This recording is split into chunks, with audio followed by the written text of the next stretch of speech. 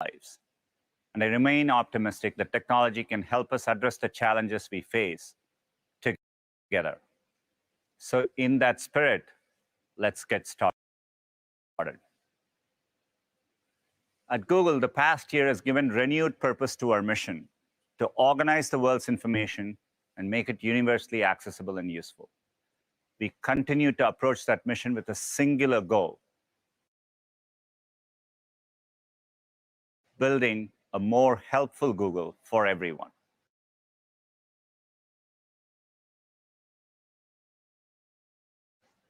That means being helpful in moments that matter. And it means giving you the tools to increase your knowledge, success, health, and happiness.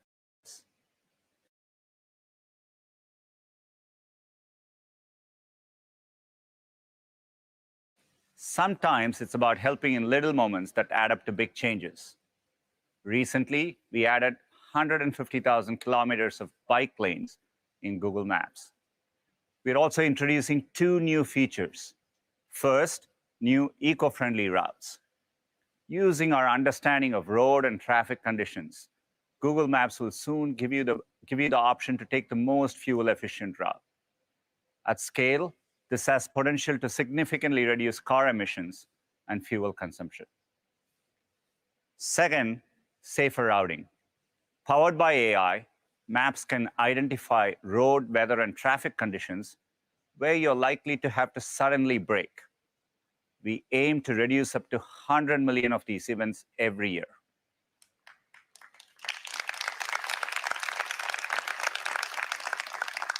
Sometimes it's about helping in the big moments, like helping 150 million students and educators keep learning over the last year with Google Classroom, or keeping students connected with affordable laptops. Chromebooks are now the #1 device globally in K-12 education. In Japan, 40% of local governments chose to deploy Chromebooks to every child in grades 1 through 9. And here in California, we worked with the Department of Education to provide thousands of Chromebooks to students in need. One of the biggest ways we can build a more helpful Google for everyone is by reimagining the future of work.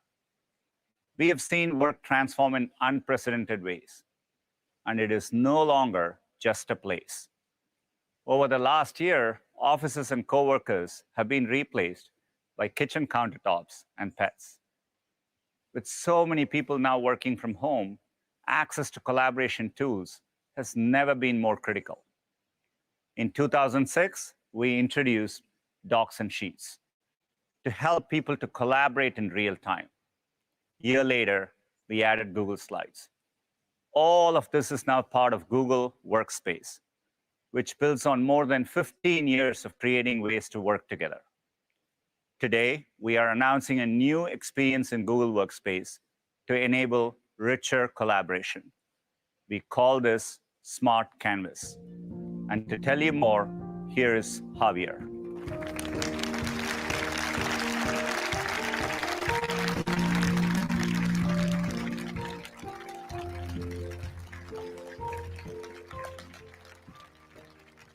Thanks, Sundar.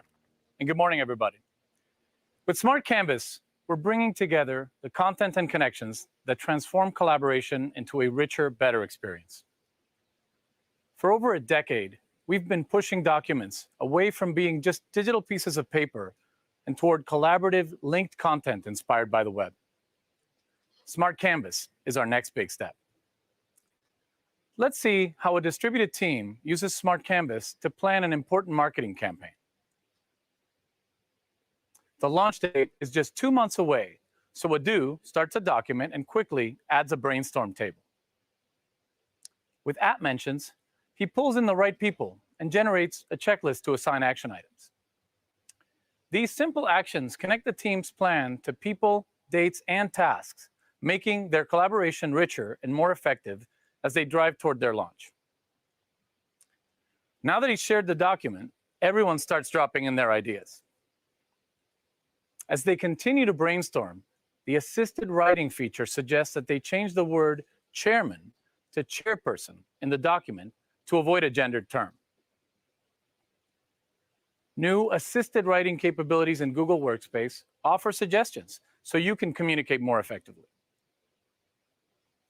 Not only are we helping with language suggestions, we're also making it easy to bring the voices and faces of your team directly into the collaboration experience to help them share ideas and solve problems together.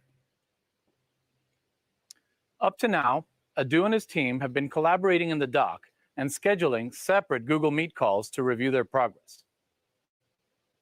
But starting today, you can easily present the doc, sheet, or slide you're working on directly into a Google Meet call. Now Adu can join his colleagues with just one click. And this fall, we're excited to bring Meet directly into docs, sheets, and slides for the first time. This will enable teams like Adu's to actually see and hear each other while they're collaborating. Now, they'll never skip a beat. And to keep that collaboration flowing in the meeting, the team used the new responsive voting table to see which ideas for the campaign are the most popular ones. With all the progress they've made together, Adu's initial document has evolved into a highly interactive, always up-to-date, actionable plan. And the team stayed connected every step of the way. That's the power of Smart Canvas. 2 months later, it's time to launch the new campaign. Adu and his team are joining from offices, from home, and everywhere in between, connecting across time zones and continents. To help both office and remote teammates remain an equal part of the conversation, no matter where they are, we're launching Companion Mode in Google Meet. Companion Mode gives each of Adu's teammates in the office their own video tile, so they can stay connected to their remote colleagues and everyone can participate in polls, chat, and Q&A in real time. Companion Mode is coming to Google Meet later this year. Teammates can also be heard wherever they work with noise cancellation powered by the best of Google's AI. And machine learning in Google Meet to automatically adjust camera zoom and lighting, ensuring that everyone can be seen across all environments. We've also made it easier to customize views and share content so teams can focus on what matters most in the moment. This means that when Adu presents to the rest of his team, he can easily arrange people's faces to gauge their reactions while staying focused on his content.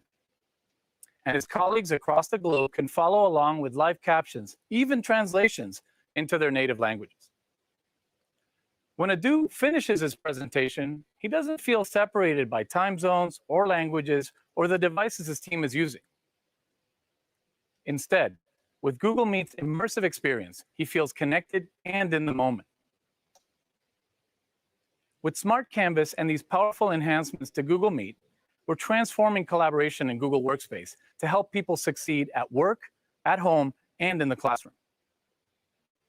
Previously, the fully integrated experience in Google Workspace was available only to our customers, but it will soon be available to everyone, from college students to small businesses to friends and neighbors wanting to stay connected and get more done together. Stay tuned for more details in the coming weeks. And now, I'll hand it back to Sundar.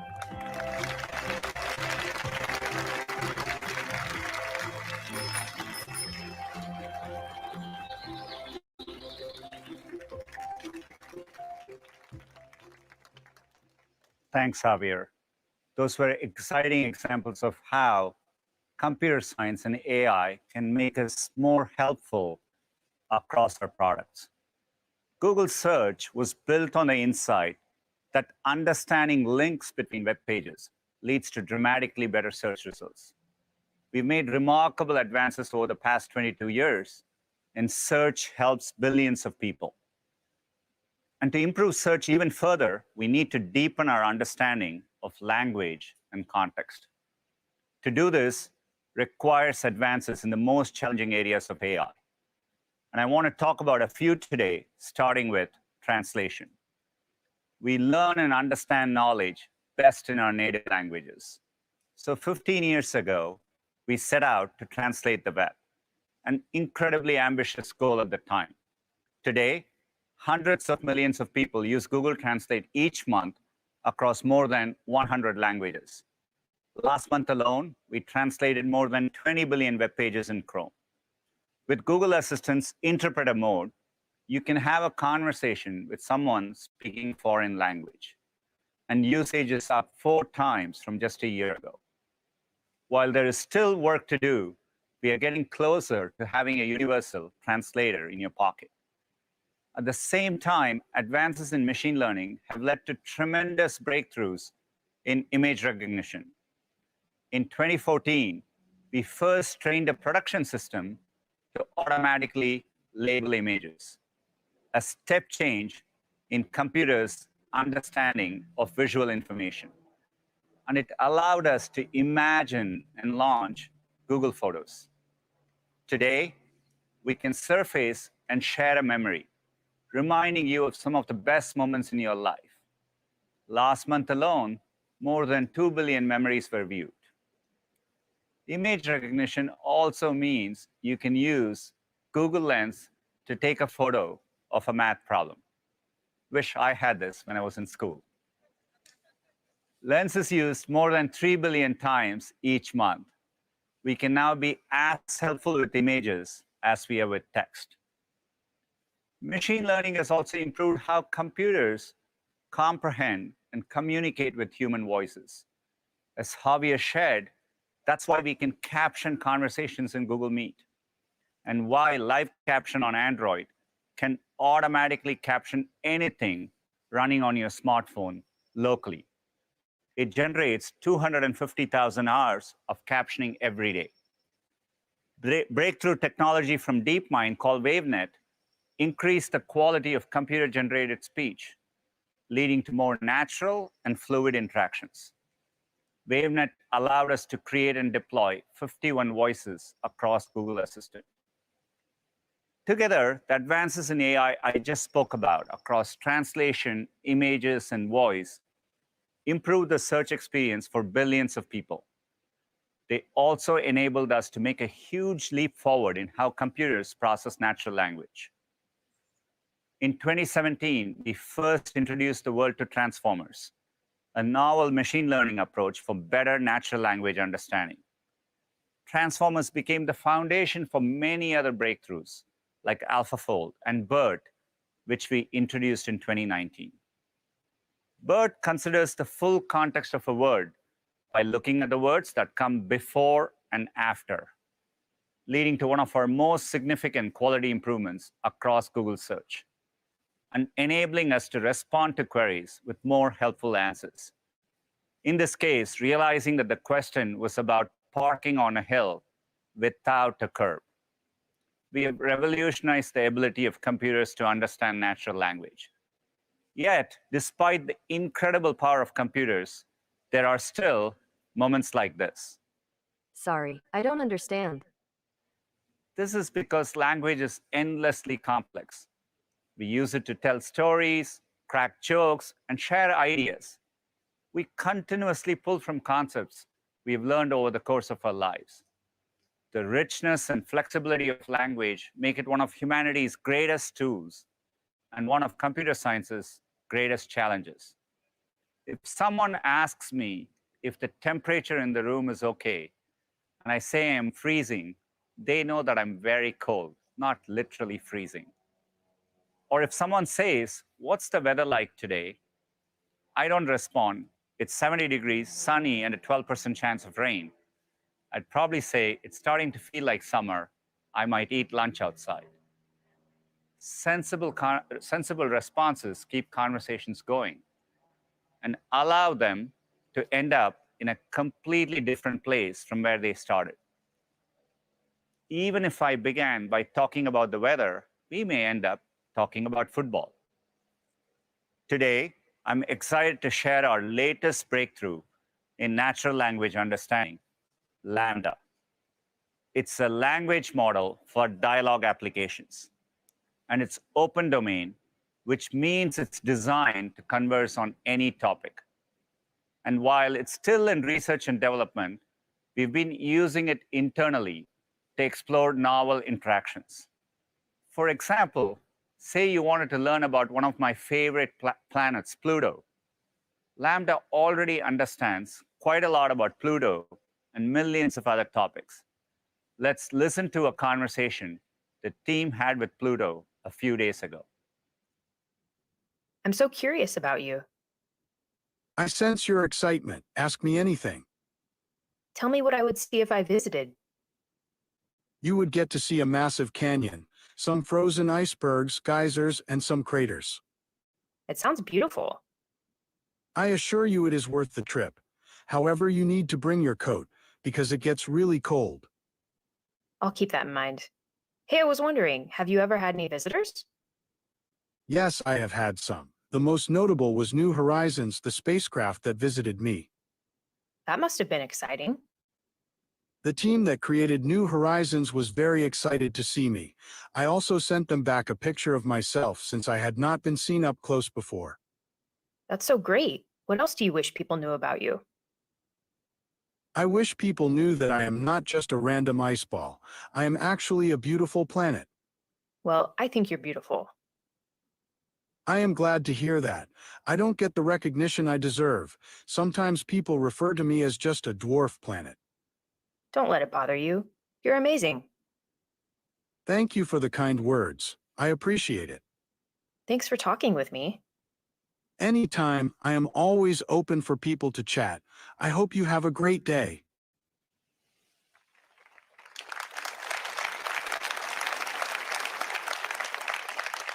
I spent some time with my son conversing with Pluto, and it's magical. We had a lot of fun learning about space together. Let's break down what made it feel so natural. First, learn concepts. As you saw, the model talked about the New Horizons spacecraft and the coldness of space. Lambda synthesized these concepts from its training data. These concepts were not hand-programmed in the model. Because none of the responses were predefined, Lambda answered with sensible responses, keeping the dialogue open-ended. Natural conversations are generative, and they never take the same path twice.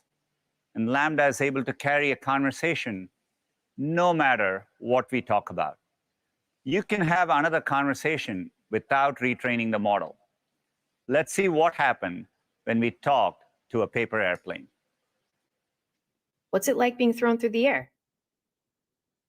It's quite the experience, actually. The wind blowing against you, and the trees flying past are quite the sight. You never know where you'll land either. What's the worst place you've ever landed? That would have to be in a puddle. I was just barely still intact, so I was stuck there for a few minutes. It was quite annoying. Oh, that sounds awful. Were you able to fly again? Thankfully, I was. I had a few minor injuries to my wing, but you can't really tell unless you know what to look for. What's the secret to a really good paper airplane? Well, my good friend, I must first ask you to specify what you mean by good. Some may think it's how far it goes, some may think it's how straight it goes, and some may think it's how flat it lands. So what do you think? I care the most about distance. Then I would have to say a nice wide wingspan is what you'll want. Also, the paper needs to be really firm. What's the farthest you've ever flown? I've flown over about 1,500 feet. The wind was perfect that day. Wow, that's really far. That must have been quite a throw. It was. I was actually thrown from a hot air balloon, believe it or not. That's so cool. What did the world look like from out there? It's actually a lot different than it looks from the ground. The world is so large with its vast oceans and mountains. It really puts things into perspective. Yeah, it's important to keep perspective. Hey, I'm wondering, do you have anything you want to share with the people that are watching at home? I do. I just want them to know that if the wind is perfect and you're made of the right materials, you can go absolutely anywhere.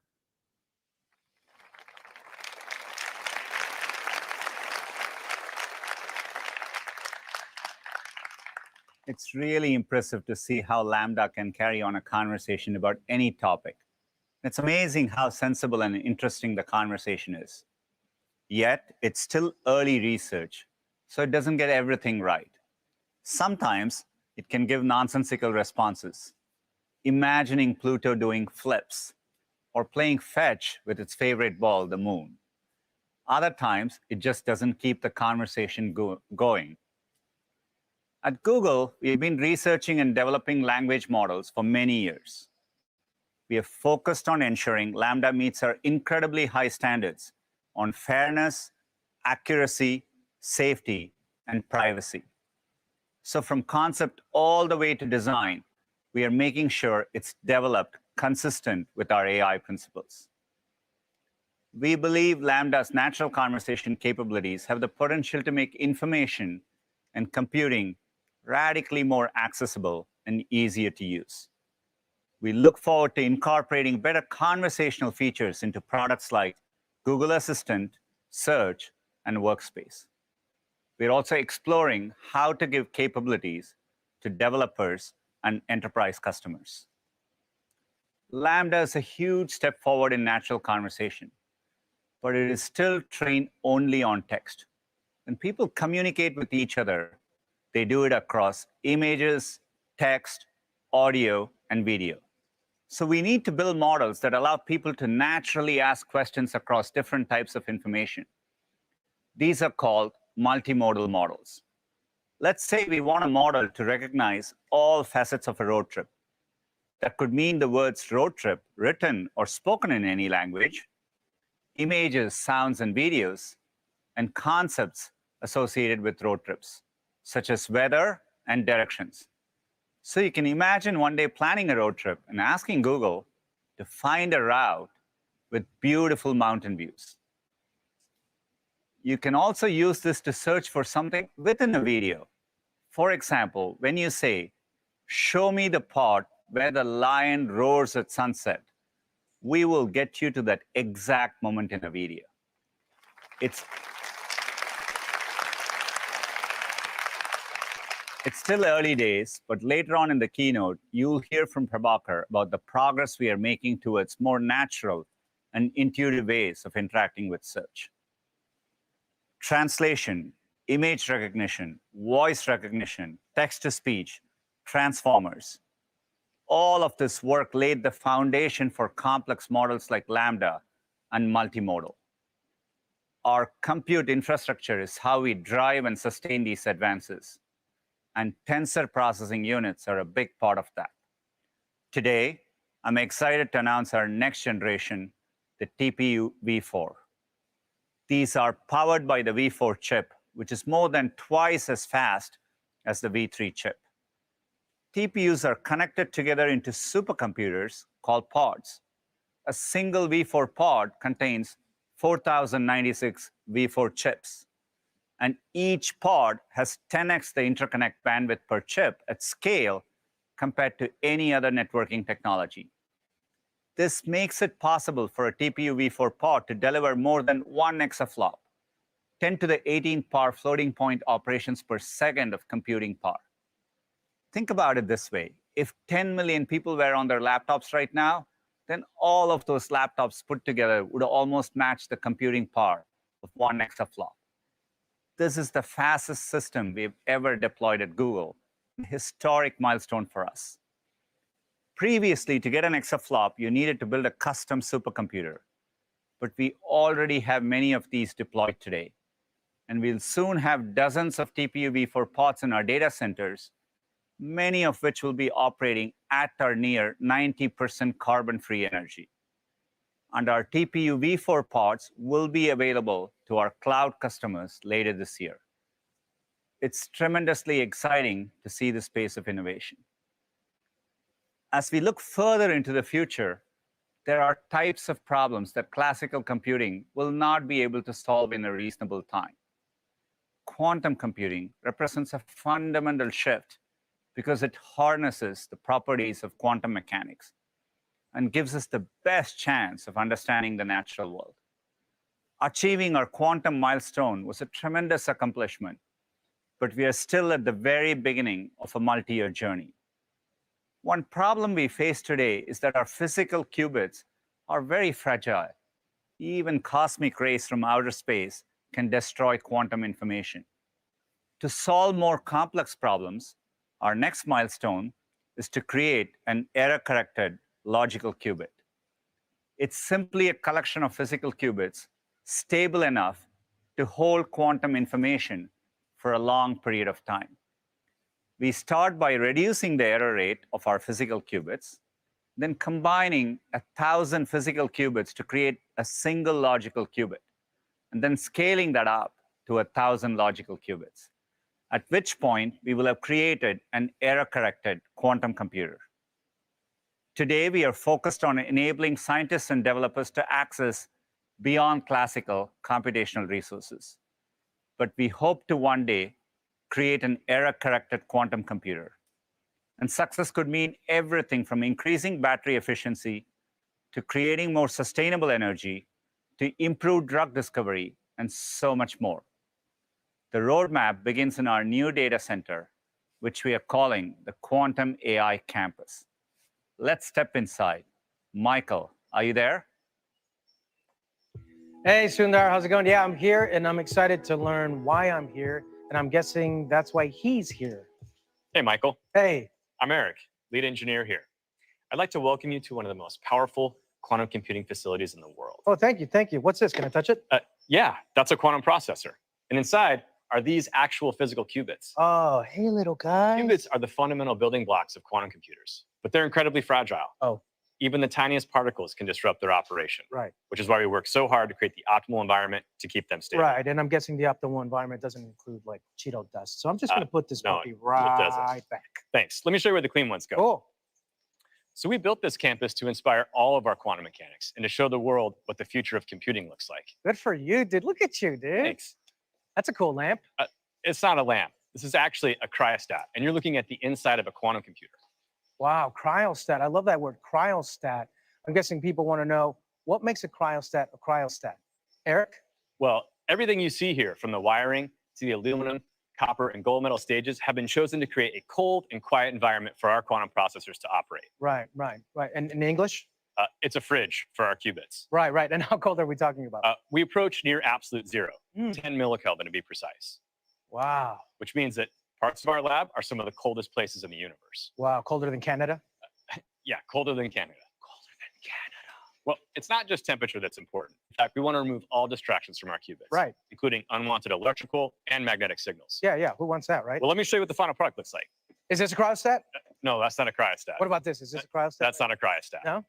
This is a cryostat. Nice. In fact, this is a fully assembled quantum computer. Yeah, so where's the keyboard? Well, there's no keyboard, but it contains everything you've just seen inside and custom control electronics, all of which were designed and built by our team here at Google. Wait. Is this a Bob Ross? Is he on the team? Tell me he's on the team. He's not on the team. Okay. But this mural is our homage to Mother Nature. See, quantum is the language of nature, and we're learning to speak it here. It will enable us to run precise simulations of the natural world, unlocking answers that would otherwise remain unknown. Okay, so let me see if I get this right. Okay, so these qubits are really smart, right? But they're really picky about their work environment. So you got to put them in a lamp, right? But even then, they're like, no, I don't want anybody eating any Cheetos around me. And they're like, I'm sorry, okay, I didn't know, right? So then you got to wrap them in like this Bob Ross blanket of love, right? And then you keep them there until they can tell us how to think like the Earth. Am I right? Yeah, it's pretty close. Okay, you know what this is? This is the power button. I want to start it. We're not quite there yet. I'm glad you're on board. Okay. To date, we've reached the first milestone, beyond classical computational capabilities. This is us. Yeah, we're here. Everything you've seen here today is what we're using to build to our next milestone, an error-corrected logical qubit. Right. And from there, we'll tile thousands of those together to reach our ultimate goal, an Error-corrected quantum computer. Right. That's my goal too. Well, you're in luck. We're building a team to assemble all the right ingredients, all right here in the Quantum AI campus that you just helped us unveil. So thank you very much, Michael. No, you know what? Thank you. And thank you for everyone that's joining us. I want to leave you with a couple of my favorite words that I just learned. One of them being qubits, qubits, cryostat, right? And melon chilies. Sundar, it was a pleasure doing science with you.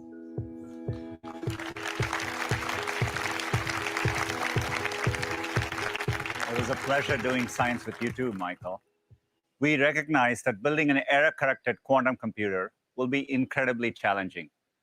but solving hard problems and advancing the state of the art is how we build the most helpful products.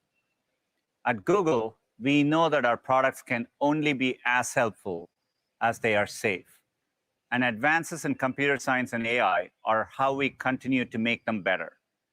We keep more users safe by blocking malware, phishing attempts, spam messages, and potential cyber attacks than anyone else in the world.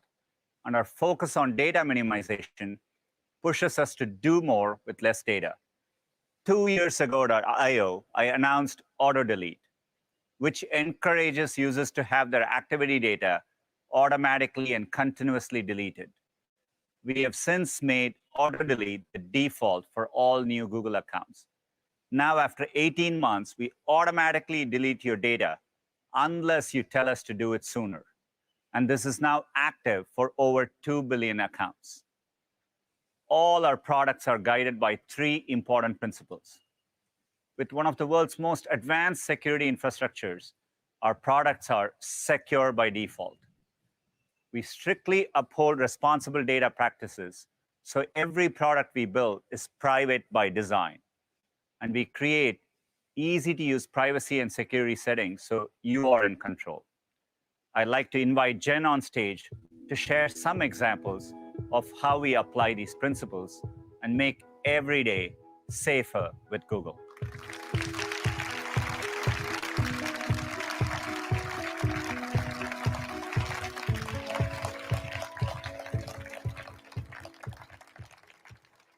Thanks, Sundar. We believe that protecting your privacy starts with the world's most advanced security. It seems like every day we hear about another cyber attack that puts emails and personal data at risk. To keep our users safe, everything we build is secure by default. Each of our products is protected with advanced AI-driven technologies. In fact, every day, Gmail automatically blocks more than 100 million phishing attempts. Google Photos encrypts 4 billion photos. And Google Play Protect runs security scans on 100 billion installed apps around the world. But the single most common security vulnerability today is still bad passwords. Consumer research has shown that 2/3 of people admit to using the same password across accounts, which multiplies their risk. Ultimately, we're on a mission to create a password-free future. That's why no one is doing more than we are to advance phone-based authentication. And in the meantime, we're focused on helping everyone use strong, unique passwords for every account. Our password manager creates, remembers, saves, and autofills passwords for you. It's already used by over 500 million people, but we want to free everyone from password pain. That's why today we're announcing 4 new upgrades that make our password manager more helpful. First, we're making it easier than ever to get started with a simple tool that imports passwords saved in other password managers. Next, we'll have deeper integration across both Chrome and Android, so your secure passwords go with you from sites to apps. Third, automatic password alerts will let you know if we detect any of your saved passwords have become compromised in a third-party breach. And lastly, what I'm especially excited about, a quick fix feature in Chrome, where the assistant will help you navigate directly to your compromised accounts and change your passwords in seconds. Our continued investment in our password manager makes it just one of the many ways Google is the safer way to sign into anything online. Another core principle is ensuring that each of our products is private by design. This means continuously making thoughtful decisions about when, how, and why data is used in our products, including data that's used for ads. Our principles drive us to draw a strict line between what's in and what's out. For example, we never sell your personal information to anyone. We never use the content you store in apps like Gmail, Photos, and Drive for ads purposes. And we never use sensitive information to personalize ads, like health, race, religion, or sexual orientation. It's simply off limits. And While we've always believed that ads play an important role in supporting a free and open web for everyone, we're equally committed to making the web more private and secure. Through the Open Source Privacy Sandbox initiative, we're collaborating with publishers, content creators, advertisers, and industry organizations like the W3C to develop new privacy-preserving solutions that will shape the future of online advertising. Making our products private by design also drives us to build groundbreaking computing technologies that enable personalized experiences while protecting your private information. One technology we've been pioneering is differential privacy, which allows us to use large aggregated data sets while guaranteeing that your individual data can never be identified as yours. No one has scaled the use of differential privacy more than we have. To help developers everywhere use differential privacy, we created the world's largest open source library of differentially private algorithms, which has advanced so many important fields, from cancer research to census analytics. Another important technology is federated learning, invented here at Google in 2016. It enables machine learning models to be trained centrally without any raw data leaving your device. And since building it into Gboard and messages, we've saved people countless hours of typing with helpful suggestions. This is just one of the ways we build for privacy everywhere that computing happens, both in the cloud and on device. And speaking of devices, to make billions of Android phones private by design, we developed Android's Private Compute Core. It's uniquely open source and designed to privately process and protect sensitive data. It powers features like live caption without sharing audio data with Google or any other apps. No one else offers this kind of technically enforced, verifiable privacy. And the Android team will be coming up in a bit to share more. These are just a few of the ways we're building the most advanced privacy-preserving technologies into our products to keep your data private, safe, and secure. We know that a big part of feeling safe online is having control over your data. Privacy is personal. So we build powerful privacy and security settings that let people choose what's right for them. You can find them in your Google account, which saw over 3 billion visits last year. We also know that some controls are most helpful when they're built right into the app, like when we added an incognito mode in Search, Maps, and YouTube. Today, we're announcing a few new controls that you'll see in our most popular apps. For example, people tell us they sometimes wish they could easily delete the last thing they searched. And we heard you. So now, just tap your profile picture to access your menu and immediately delete recent search history from your account. We're also working to make privacy controls more accessible in Maps. Now, when you see places you visited in your timeline, we'll remind you that it's because you turned on location history, which you can easily turn off right there in your timeline. And lastly, we're rolling out locked folder in Photos, first on Google Pixels and coming to more Android devices throughout the year. Photos you add to this passcode-protected space are saved separately, so they won't show up as you scroll through Google Photos or any other apps on your device. This feature would have been helpful for me last year when we surprised our kids with a new puppy, and we needed to hide the photos before we brought Splash home. As Sundar said, there's nothing more important than keeping you safe online. Building products that are secure by default, private by design, and that give you control is how we ensure that every day you're safer with Google. Just as we've engineered advanced computing solutions to protect your privacy, we continue to think about future advances in AI and their potential for making our products even more helpful. Not surprisingly, so much of what we do starts with search. And next, you'll hear more about this from Prabhakar.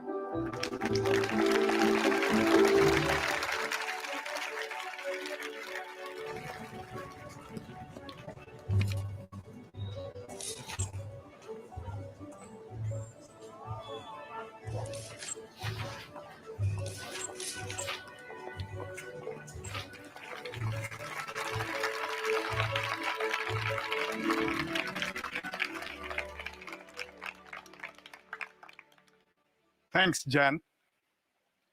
Today, we are excited to share how our advances in AI are enabling us to understand the world more deeply than ever before, opening up helpful experiences for you across Google Search, Maps, Shopping, and Photos. Let's start with search. 20 years ago, Google was just 10 blue links, connecting people to the information they needed from the millions of web pages out there. Since then, we've continued to innovate to understand new forms of information like images, videos, places, and more.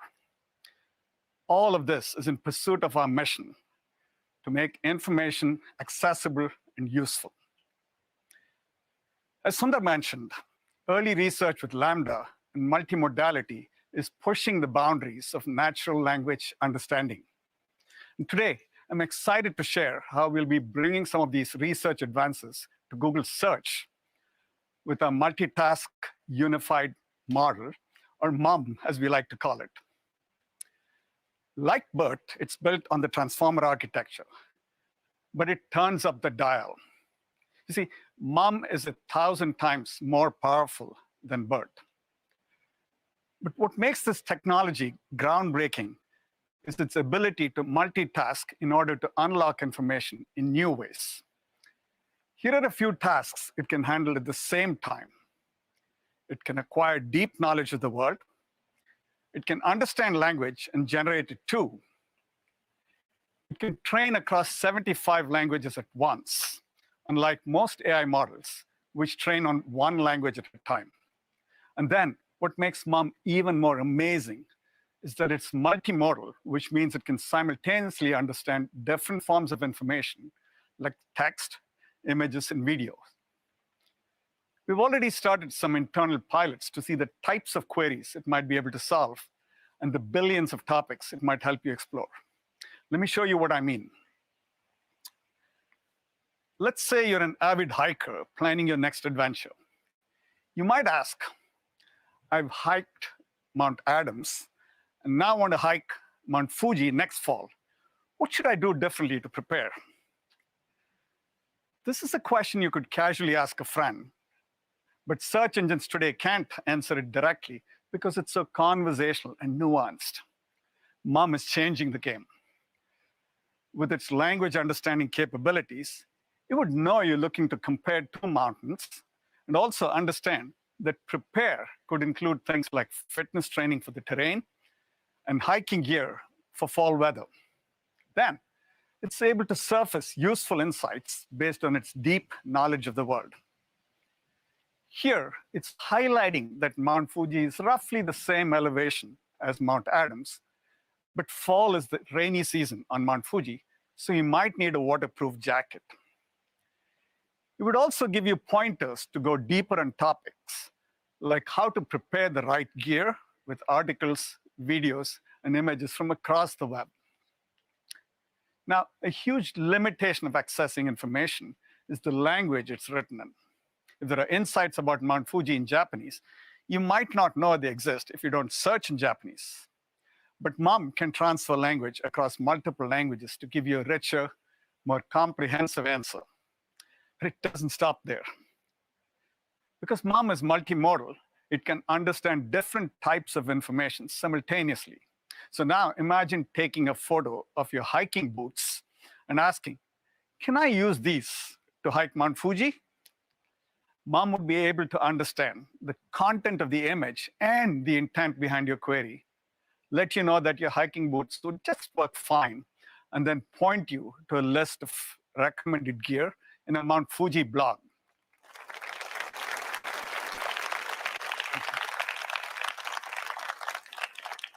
While we're in the early days of exploring this new technology, we're excited about its potential to solve more complex questions, no matter how you ask them. But we're already finding other ways to apply AI to bring you new information.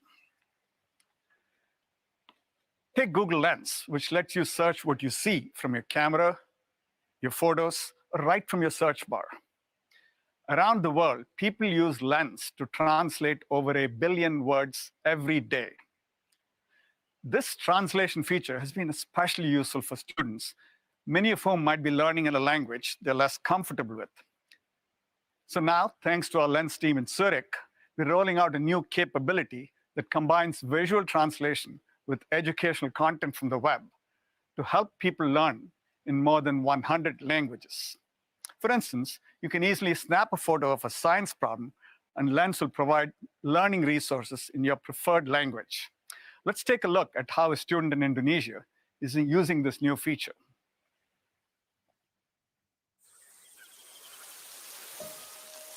Nama aku Siti Hilpisa, dipanggil Mamai. Aku kelas 9 SMP. Tentunya aku ingin menjadi ahli bahasa dan seorang dosen bahasa Inggris. Tapi kegiatan belajar di masa pandemi ini untuk aku sendiri agak lebih susah. Orang tuaku juga tidak bisa bahasa Inggris. Jadi, mereka tidak bisa bantu aku kalau kesulitan. Dia tanya ke orang, ibu kurang paham.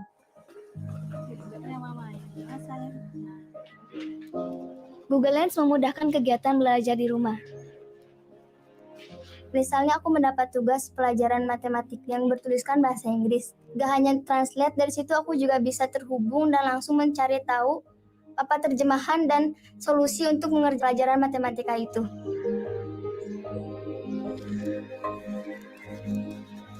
Untuk saat ini aku sedang berusaha keras untuk belajar lebih tekun, lebih rajin.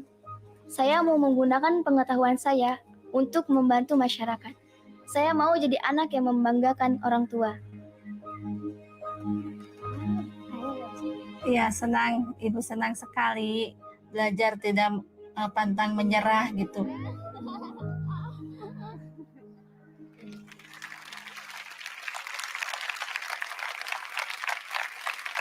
It's always inspiring to see stories like Mamai's.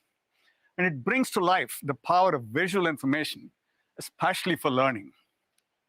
That's why we brought augmented reality to Search 2 years ago at I/O to help you explore concepts visually up close and in your space. You might remember the shark that joined us on stage. Last year, when many of us first started sheltering in place, families around the world found joy in AR. From tigers to cars, people interacted with this feature more than 200 million times.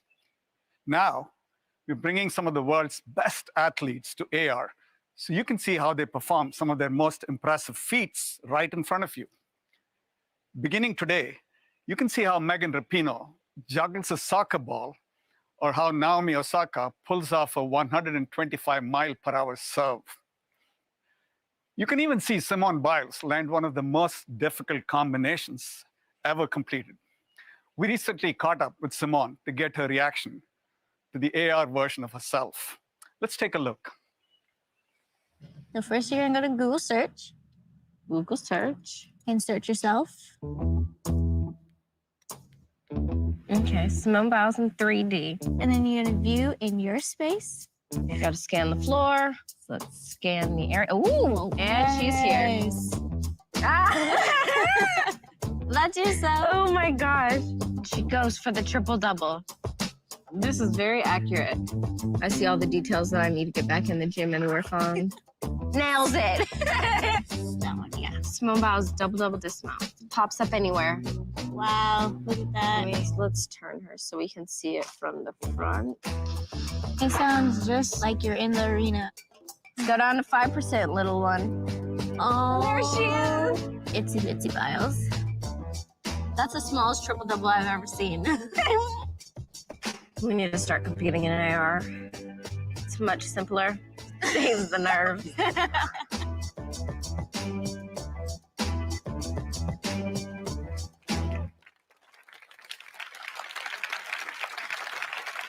No matter how many times I see that, I still think it's pretty incredible. Innovations like MOM, Lens, and AR are part of our quest to make information more helpful. But information is only helpful if it's trustworthy and reliable. The world is constantly changing. Getting access to reliable information is particularly critical during times like the pandemic or breaking news. It's in these moments and so many others that people turn to Google. At our foundation, we design our ranking systems to prioritize high-quality content. And for critical topics like COVID, we elevate information from expert sources. People come to Google to evaluate claims they've heard, whether that's in conversations with friends or something they read about online. Over the past year, searches for, is it true that, were even higher than how to bake bread. And that's saying something, given last year's sourdough craze. We're building features that make it easier for you to evaluate the credibility of information right in Google search. One of the ways we're doing this is with About This Result, a feature we launched earlier this year that makes it easier to check the source. Just tap the 3 dots next to the search result to see the details about the website, including its description, when it was first indexed, and whether your connection to the site is secure. This context is especially important if it's a site you haven't heard of and want to learn more about it. This month, we'll start rolling out About This Result to all English results worldwide, with more languages to come. And later this year, we're going to add even more detail, like how the site describes itself, what other sources are saying about it, and related articles to check out. This is part of our ongoing commitment to provide you with the highest quality of results and help you evaluate information online. When we understand information, we can make it more helpful to you, whether that be information on the web, from your camera, or from the billions of places in the physical world. And to hear more about how AI is powering our most helpful map ever, here's Liz.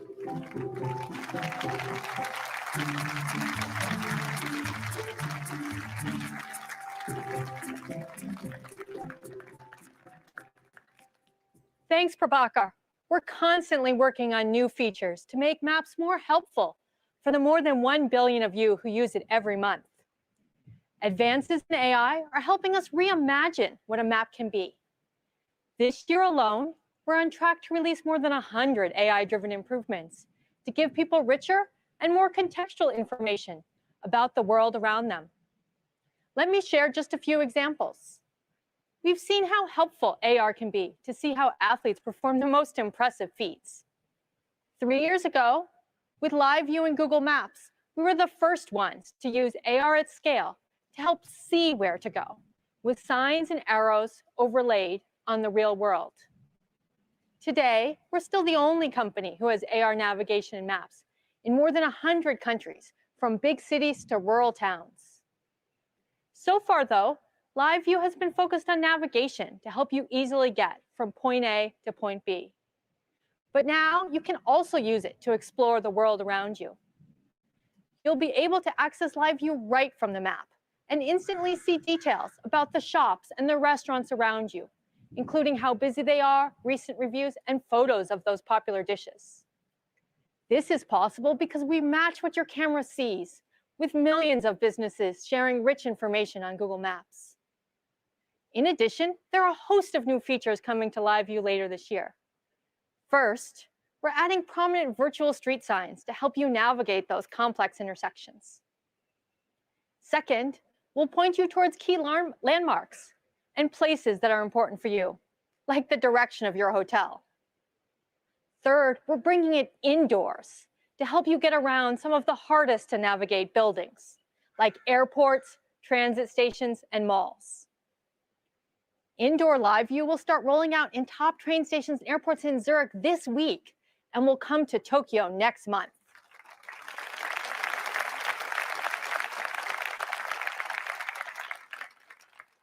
But AR isn't the only way we're bringing a whole new level of richness to Google Maps. We've heard from many of you that you'd like to have more granular information about your surrounding. That's why we're bringing you the most detailed street maps we've ever made. Take this image of Columbus Circle, one of the most complicated intersections in Manhattan. You can now see where the sidewalks, the crosswalks, the pedestrian islands are. Something that might be incredibly helpful if you're taking young children out on a walk, or absolutely essential if you're using a wheelchair. Thanks to our application of advanced AI technology, On robust street view and aerial imagery, we're on track to launch detailed street maps in 50 new cities by the end of the year. Having access to rich information is useful, but it can also become overwhelming. So we're making the map more dynamic and more tailored, highlighting the most relevant information exactly when you need it. If it's 8 a.m. on a weekday, we'll display the coffee shops and bakeries more prominently in the map. While at 5 p.m., we'll highlight the dinner restaurants that match your tastes.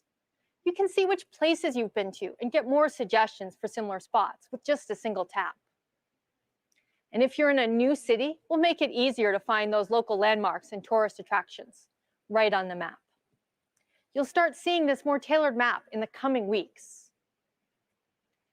And as you're planning your day, people have found it really useful, especially during this pandemic, to see how busy a place is before heading out. Now we're expanding this capability from specific places, like restaurants and shops, to neighborhoods with a feature called Area Busyness. Say you're in Rome and want to head over to the Spanish Steps and its nearby shops.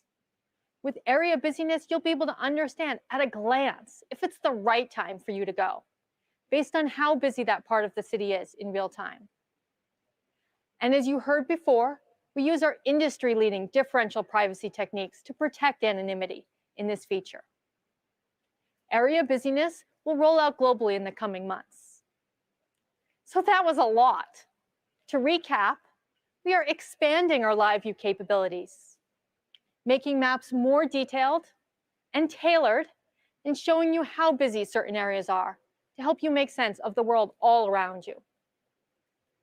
All of this is possible because of our deep, deep commitment for over 16 years to build the world's most helpful map for people everywhere. That means mapping roads across more than 60 million kilometers, listing more than 1 billion buildings, creating a community of over 150 million local guides, and finally, applying the most advanced AI technology, all so you can have the most accurate, comprehensive, and detailed map wherever you live in the world, on any device, Android or iOS. Access to rich information is crucial, whether you're exploring a new neighborhood or trying to get things done. And over the past year, that's increasingly meant turning to Google to help you shop. To tell you more about how we're making it easier to shop online, from inspiration to action, here's Bill.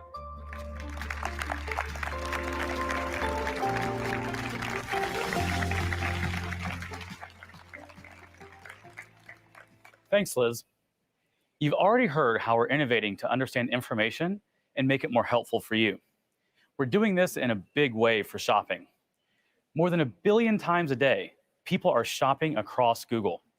And we're constantly working to make that experience better, whether you're browsing for inspiration or ready to buy. Now, let's talk about all of the ways we're innovating in shopping. Many of you are familiar with our knowledge graph, which revolutionized structured information about people, places, and things. We're now introducing the shopping graph, our most comprehensive data set for billions of products and the merchants that sell them. Building on the knowledge graph, the shopping graph brings together information from websites, prices, reviews, videos, and most importantly, the product data we receive from brands and retailers directly. Because the shopping graph knows about so many products, we can connect users with over 24 billion listings to buy those items from millions of merchants across the web, helping you find more of what you're looking for from a broader range of sellers, and giving you just as much or more choice in the digital world as you have in the physical world. The best part is that the shopping graph spans across Google, making it easier to go from inspiration to purchase, no matter where you are. Let's see how this comes to life across shopping moments, from Lens to Search, Photos, YouTube, and Chrome. As we all know, shopping inspiration often strikes when we see something we like in the world around us. And for these moments, Google Lens is awesome. It turns the world into your own personal showroom. For example, I was eating outside at a restaurant recently and really liked their patio furniture. So I opened my Google app, and right from the search bar, I could use Lens to find the exact set I was looking for, and similar items too. I showed the patio set to my daughter, but she didn't love it. So it was back to the drawing board. We did a bit more browsing together, starting with the Google Images tab on search, where we see hundreds of millions of shopping searches each month. Thanks to the shopping graph, we could explore options from across the web to find what we liked, see that it was in stock, and check out with the retailer. I have this habit though.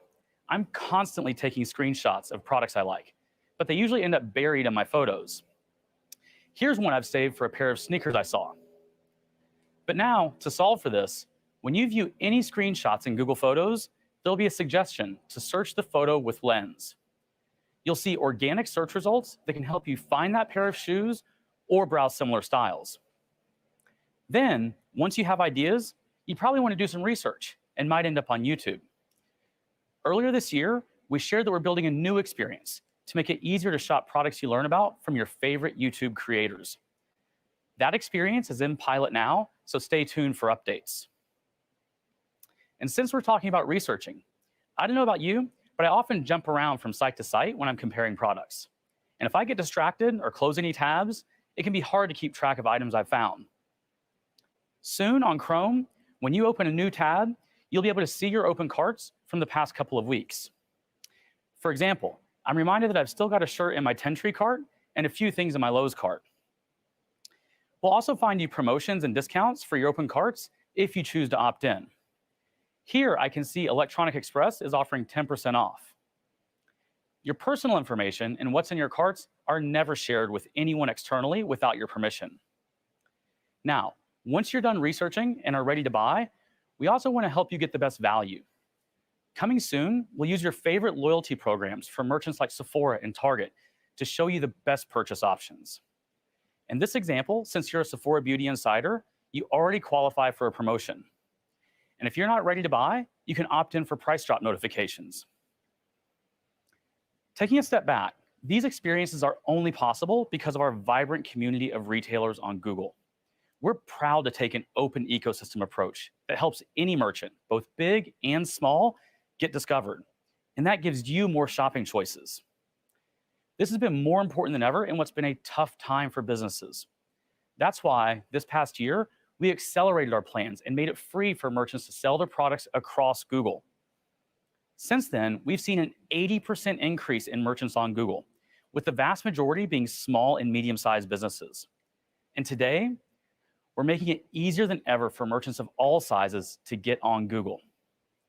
Together with Shopify, we're excited to launch a seamless integration so that the more than 1.7 million merchants on Shopify can reach more consumers in a matter of minutes. With just a few clicks, these retailers can sign up to appear across Google's 1 billion shopping journeys each day. From search to maps, images to Lens and YouTube. We believe you deserve the most choice available and will continue to innovate on shopping along every step of the way. So far, you've heard many of the ways we're using AI to make information more useful for you. AI can also help us revisit our favorite memories and moments, especially this past year when many of us have been feeling nostalgic. To talk about new innovations in Google Photos, here's Shimrit.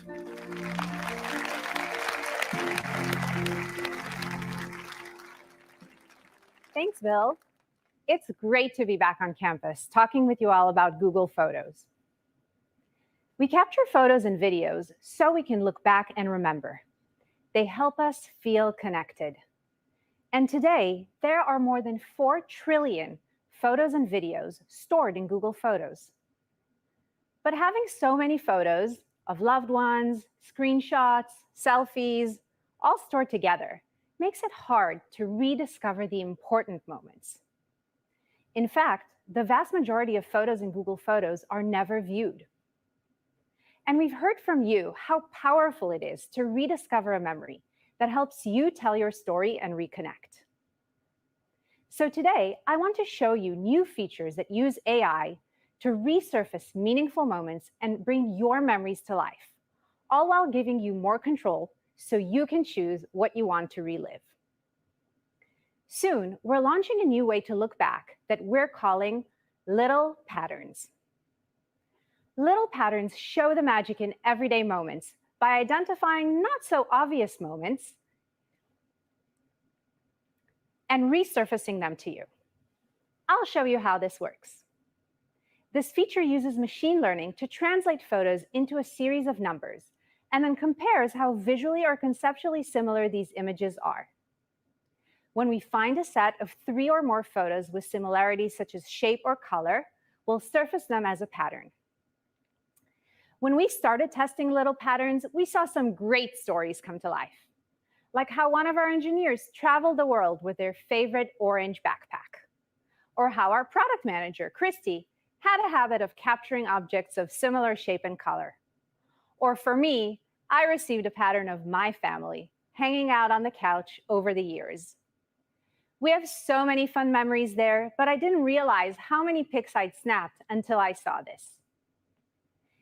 These photos on their own wouldn't necessarily be meaningful, but when they're pieced together, they tell a story that's uniquely yours. As always, these memories are privately presented to you and are only visible to your Google Photos account. In addition to using machine learning to better curate your memories, we also want to bring these moments to life with cutting-edge effects. Last year, we launched cinematic photos to help you relive your memories in a more vivid way. I want to show you how we're building on this feature with computational photography to make still photos even more immersive. When we take a photo, most of us actually take 2 to 3 photos of the same shot, just to make sure we get the right one. Any parent who tries to get all their kids smiling and looking at the camera at the same time will know what I mean. Cinematic moments will take these near duplicate images and use neural networks to synthesize the movement between image A and image B. We interpolate the photos and fill in the gaps by creating new frames. The end result is a vivid, moving picture. And the cool thing about this effect is it can work on any pair of images, whether they were captured on Android, iOS, or scanned from a photo album. Creating this effect from scratch would take professional animators hours, but by applying machine learning, we can automatically bring this experience right to your gallery. And we know that looking back is never a one-size-fits-all solution. It's more meaningful when you can look back on content that's personalized to you. So later this year, you'll see new types of memories that are relevant to the moments you celebrate, whether that's Diwali, Lunar New Year, or something else. For me, my family celebrates Hanukkah, so I can look back on a collection of Hanukkah moments right in my photo grid. In addition to providing personalized content to look back on, we also want to give you more control. We heard from you that controls can be helpful for anyone who has been through a tough life event, breakup, or loss. Specifically, we heard from the transgender community that resurfacing certain photos can be painful. So we are working directly with our partners at GLAAD and listening to feedback to understand how we can make reminiscing more inclusive. These insights inspired us to give you the control to hide photos of certain people or time periods from our Memories feature. And soon, you'll be able to remove a single photo from a memory, rename the memory, or remove it entirely. We're making all these controls easy to find, so you can make changes in just a few taps. And so, this summer, you'll be able to uncover little patterns, rediscover meaningful memories, or immerse yourself in a cinematic moment. And you can do it all on your own terms with new controls. Looking back is an important part of the human experience, which is why Google Photos is making it easier than ever to relive your memories. Thank you.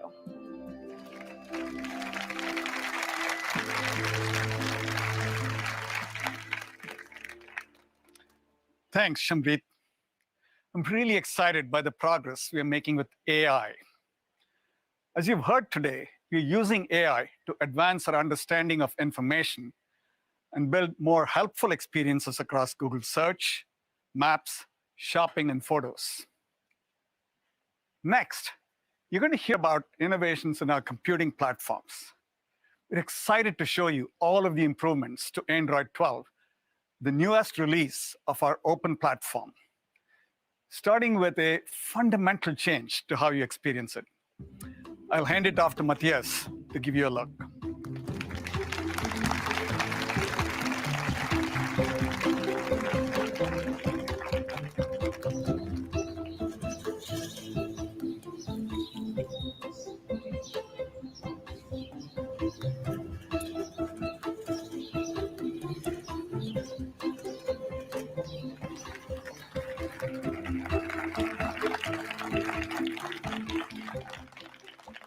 From the beginning, design has made computers more helpful by making them easier to use, more personal.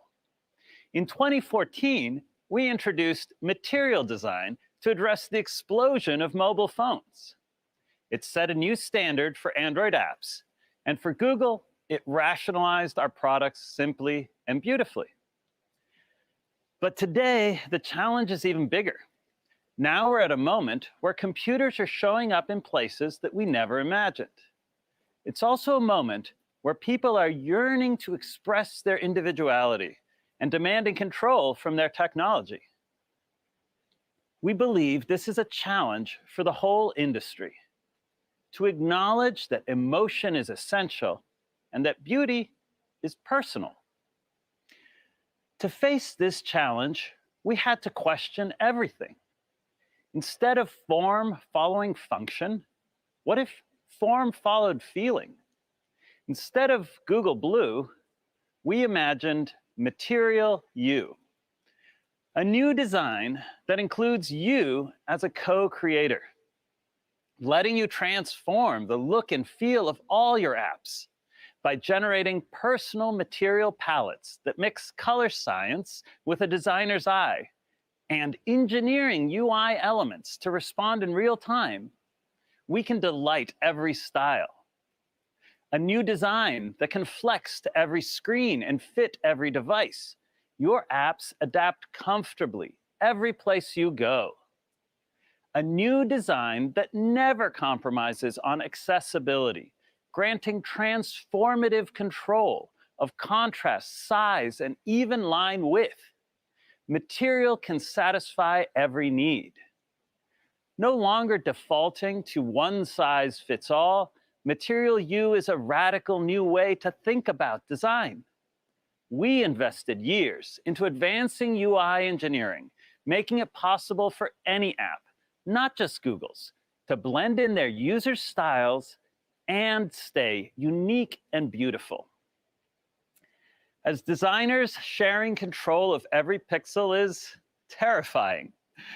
But that leap of faith is revolutionizing design across Google. For the first time, we can consider the details of devices together with the pixels on their screens. We unify everything that Google makes through common proportions, textures, and shapes. We give you tasteful choices, blending into your homes and complementing your wardrobes. More than choice, we uniquely tailor your Google products for the perfect fit. Beyond light and dark, a mode for every mood. These selections can travel with your account across every app and every device.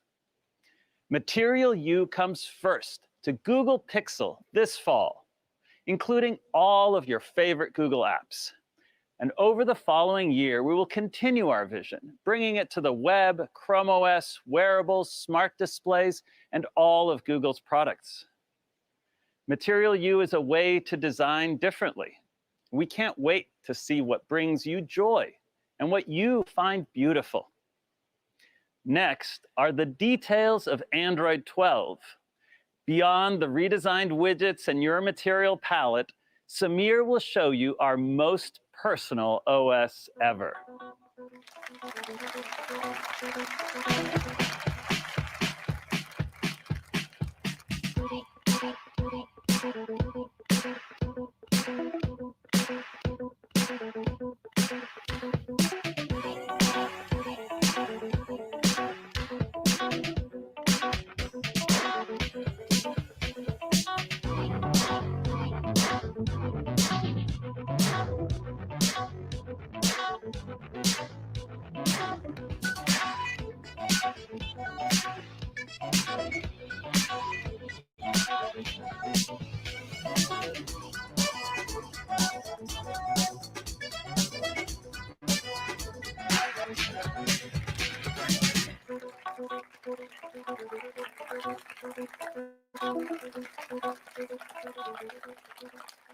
Hi, everyone. It's great to be back live at Google I/O. What you just saw was a peek into the biggest design change to Android in years. and we're going to go through all of it. But first, I wanted to share some exciting news with you. Just this week, we crossed an amazing milestone. There are now 3 billion active Android devices around the world. This would never have been possible without the entire Android ecosystem. But there's so much more to do, and Android 12 is one of our most ambitious releases ever. There are 3 big themes that we're focused on.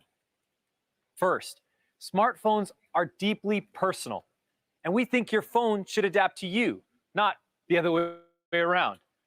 Second, to keep your personal information safe, the OS should be secure by default and private by design. And third, we want all of your devices, TVs, cars, watches, and more to work better together with your phone at the center. I'm excited to show you more. So let's start by taking a look at our new UI for Android. We've overhauled everything from the lock screen to system settings, revamping the way we use color, shapes, light, and motion, inspired by Material You. Let me show you what we've done with color.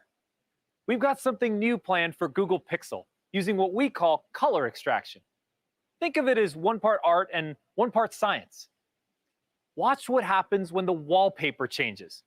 Like if I use this picture of my kids actually getting along for once. I set it as my background, and voila!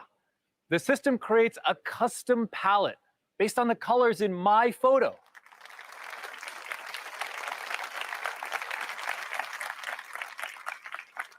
We use a clustering algorithm with material color targets to determine which colors are dominant, which ones are complementary, and which ones just look great together.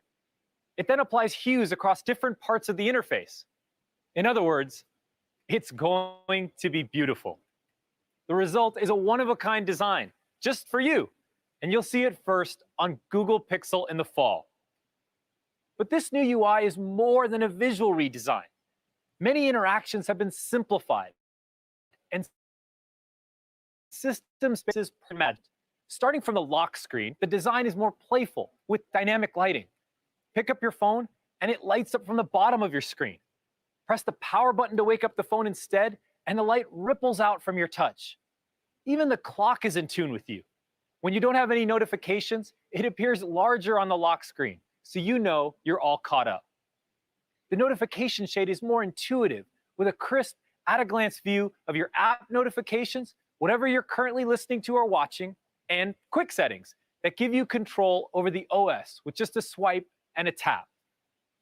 The quick settings space doesn't just look and feel different. It's been redesigned to include Google Pay and home controls, while still allowing for customization, so you can have everything you need right at your fingertips. And now, you can invoke the Google Assistant by long pressing the power button, making it easier than ever to harness the power of Google.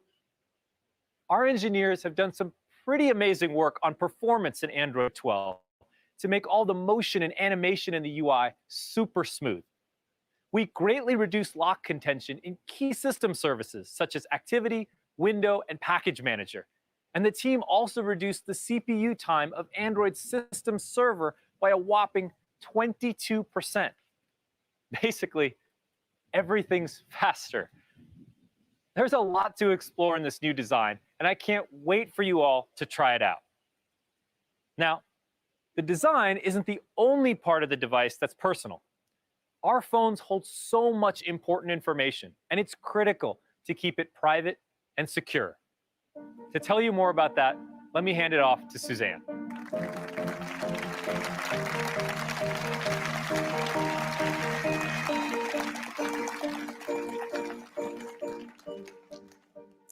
Hi, everyone. From our first device to 3 billion today, we've designed security and privacy for everyone, no matter how expensive their device is. We've built game-changing capabilities for everyone, from file-based encryption to TLS by default and secure DNS to prevent traffic tampering and data breaches. And since 2017, Google Pixel and Samsung Galaxy have continually received the highest security rating in Gartner's annual Mobile OS Comparison Report. Simply put, the most secure devices run on Android. And with Android 12, we're going even further to keep your information safe. Let's start with a common experience, granting an app access to sensitive information. Turn-by-turn directions based on your precise location are really helpful. But we recognize that this access can also raise privacy questions. To give people more transparency and control, we've created a new privacy dashboard that shows you what type of data was accessed and when. This dashboard reports on all the apps on your phone, including all of your Google apps. And we've made it really easy to revoke an app's permission directly from the dashboard. We've also added an indicator to make it clear when an app is using your camera or microphone. But let's take that a step further.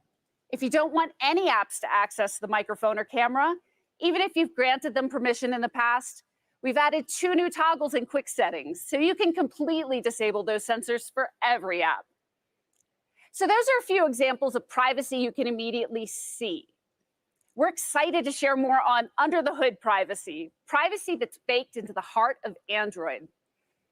As machine vision, speech recognition, and AI become increasingly beneficial, there are even more opportunities for the OS to be helpful. And to make it easier for everyone to embrace these new innovations, we're combining cutting-edge features with powerful privacy. You heard Jen talk about the ways we're building private by design technology. Thanks to advances here with Android's private compute core, we're able to introduce new features using our unique AI capabilities while still keeping your personal information safe, private, and local to your phone. Android's private compute core enables things like Now Playing, which tells you what song is playing in the background, and Smart Reply, which suggests responses to your chats based on your personal reply patterns. And there's more to come later this year. And by the way, all of the sensitive audio and language processing happens exclusively on your device. It's isolated from the network to preserve your privacy. And like the rest of Android, Private Compute Core is open source. It's fully inspectable and verifiable by the security community. Android is the first commercial mobile operating system to enable technically enforced privacy like this. And this is just one of the ways we'll continue to pioneer innovation while also maintaining the highest standards of privacy, security, and safety. And there's a whole lot more for privacy and security in Android 12, which you can hear about in our What's New in Android Privacy session later today. Now I'll hand it back to Samir to talk about how we're building for a multi-device world.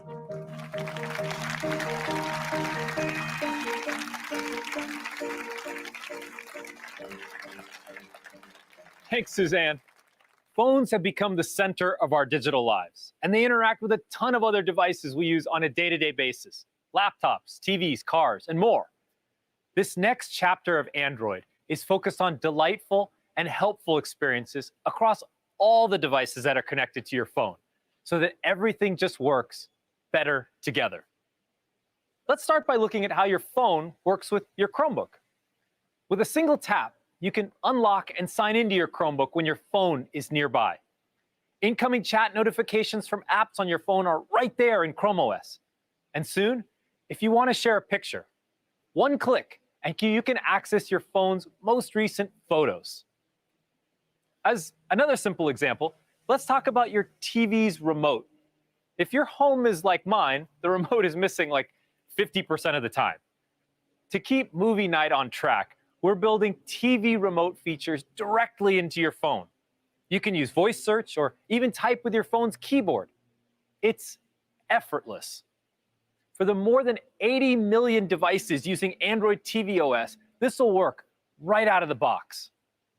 And we want all of your smart devices to work together, not just those in your home, even your car. In fact, Android Auto is available in more than 100 million cars. And the vast majority of new vehicles from loved brands like Ford, GM, Honda, and more will support Android Auto Wireless. No more cords. We're also really excited to introduce support for digital car key. Car key will allow you to lock, unlock, and start your car, all from your phone. It works with NFC and ultra-wideband technology, making it super secure and easy to use. Just walk up to your car, step in, and away you go. And if your friend needs to borrow your car, you can remotely and securely share your digital key with them. Car Key is launching this fall with select Google Pixel and Samsung Galaxy smartphones. And we're working with BMW and others across the industry to bring it to their upcoming cars. Okay, that was a quick look at Android 12, which will launch this fall. But you can check out many of these features in the Android 12 beta today. Try it out on phones from 11 device makers, including Google Pixel, OnePlus, and Xiaomi. From a personalized UI to industry-leading innovation in privacy and security, and better experiences across all the devices in your life, there's so much transformative technology coming to your phone this year. Now, let's go beyond the phone to what we believe is the next evolution of mobile computing, the smartwatch.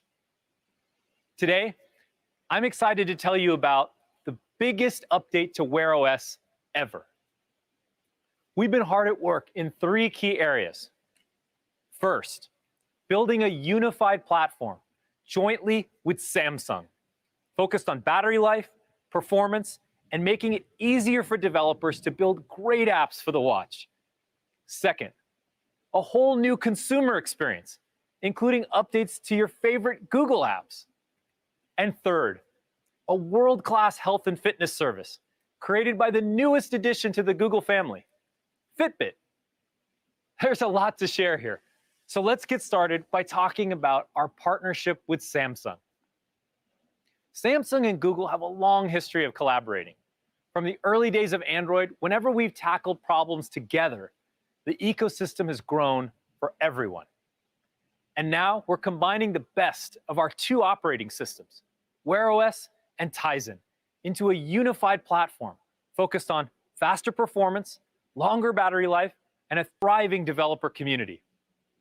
Working together, we've made apps start up to 30% faster, and animations and transitions are super smooth. We're also addressing what consumers always want from a wearable: longer battery life.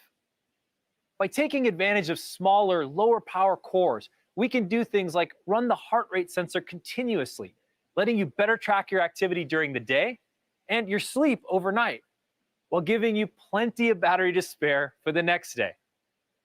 This combined platform isn't just for Google and Samsung. It will continue to be available for all device makers, which means developers can build apps with a single set of APIs and reach millions of consumers all over the world through the Google Play Store. To hear more about our partnership, it's my privilege to welcome Patrick Chomé, who leads all product and experience at Samsung Mobile, to Google I/O.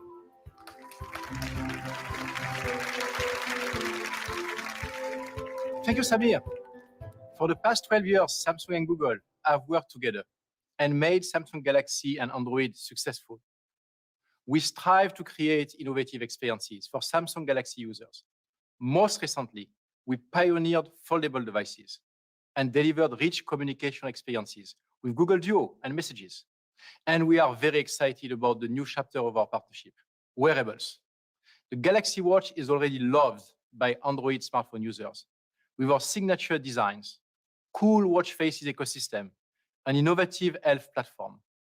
We are bringing the best of these Galaxy Watch capabilities together with Google on a single platform, unifying the ecosystem for customers and developers.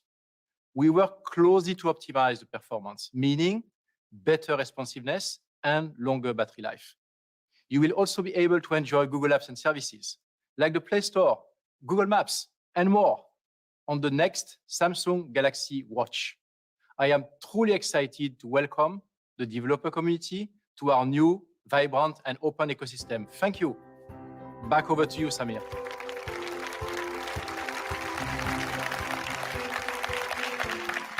Thank you, Patrick.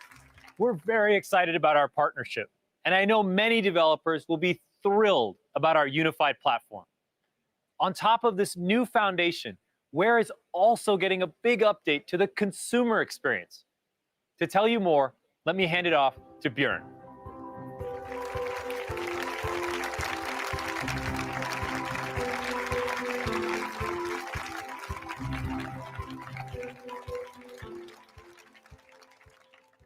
Thanks, Samir. Hey, everyone. Over the last 7 years, we've learned a lot about what people love most about their smartwatch, and we've built a whole new experience with your preferences in mind. First, our new navigation system makes it faster than ever to get things done on your watch. No matter what you're doing, you can access shortcuts to important functions like instantly switching to another app. Let's say I'm running with Strava and I'm about to hit that long, grueling hill. I just double press to switch to my last app, Spotify, put on my most motivating song, and then switch right back without missing a beat. It's such a simple thing for a more helpful and fluid experience. People have also told us they love getting glanceable pieces of helpful information just to swipe away from their watch face. So we're expanding our collection of tiles. Thanks to the new Tiles API, any developer can create one, giving people many more ways to customize their home screen carousel. Now I can go from checking my next meeting to the weather forecast to this new tile from Calm, which helps me relax before a stressful event like presenting at Google I/O. We've also been hard at work revamping the Wearables app experience with a material design update and expanded capabilities, starting with your favorite ones from Google.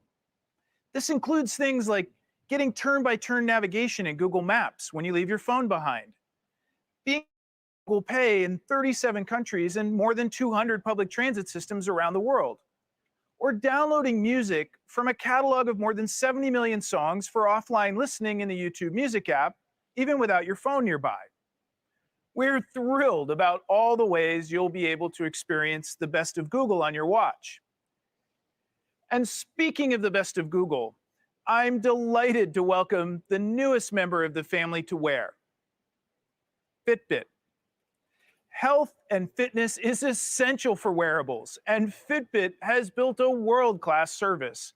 So now, I'd love to welcome James to share more about our collaboration. Thanks, Bjorn. Nearly 14 years ago, my co-founder Eric Friedman and I started Fitbit with a mission to make everyone in the world healthier. We've shipped over 130 million Fitbit devices as part of that mission. But over time, we've gone beyond just helping people track their fitness to supporting them in their health journey by providing a range of devices from trackers to smartwatches, along with software and services that give users amazing health and wellness content and rich insights and analytics on their data. And now that we're part of Google, we're working to bring the best of Fitbit to Wear. We will be making some of Fitbit's most popular features available on Wear watches, including tracking your health progress throughout the day and on-wrist celebrations to help keep you motivated. In the future, we'll be building premium smartwatches based on Wear that combine the best of Fitbit's health expertise with Google's ambient computing capabilities. All this is just the beginning of how, together with Google, we can do even more to inspire and motivate people on their journey to better health. Back to you, Samir.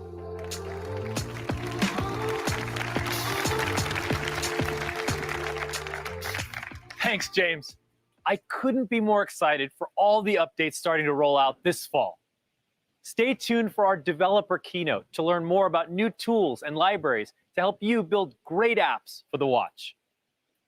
From a unified platform with Samsung to a new consumer experience and a world-class fitness service from Fitbit, this is a new era for the wearables ecosystem. So that was a lot. But before we move on from Android and Wear, there's something really important to me personally that I wanted to share with you. As the world's largest OS, we have a responsibility to build for everyone. As part of our ongoing commitment to product inclusion, we're working to make technology more accessible and equitable. One of the most important parts of any smartphone is the camera. Pictures are deeply personal, and play an important role in shaping how people see you and how you see yourself. But for people of color, photography has not always seen us as we want to be seen, even in some of our own Google products. To make smartphone photography truly for everyone, we've been working with a group of industry experts to build a more accurate and inclusive camera. Let's take a look. People tend to think that cameras are objective, but a bunch of decisions go into making these tools. And historically, those decisions have not been taking people of color into account. It's still reaffirming this idea that Black people aren't worthy of being seen. So far, we've partnered with a range of different expert image makers who've taken thousands of images to diversify our image data sets, helped improve the accuracy of our auto white balance and auto exposure algorithms, and given aesthetic feedback to make our images of people of color more beautiful and more accurate. The process was create almost like a guidebook to capture skin tones. I can't help but think of my mom, and she still thinks that she's not beautiful because of pictures were taken of her when she's younger. How many little girls are thinking they're not beautiful because they were the darkest skinned person in the photo and they didn't get represented? The work is for us to do. It's not for people to change the way they look. It's for us to change the way the tools work.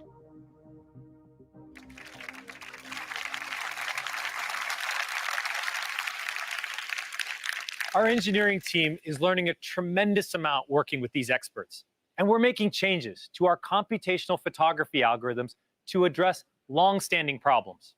For example, we're making auto white balance adjustments to algorithmically reduce stray light to bring out natural brown tones and prevent over-brightening and desaturation of darker skin tones.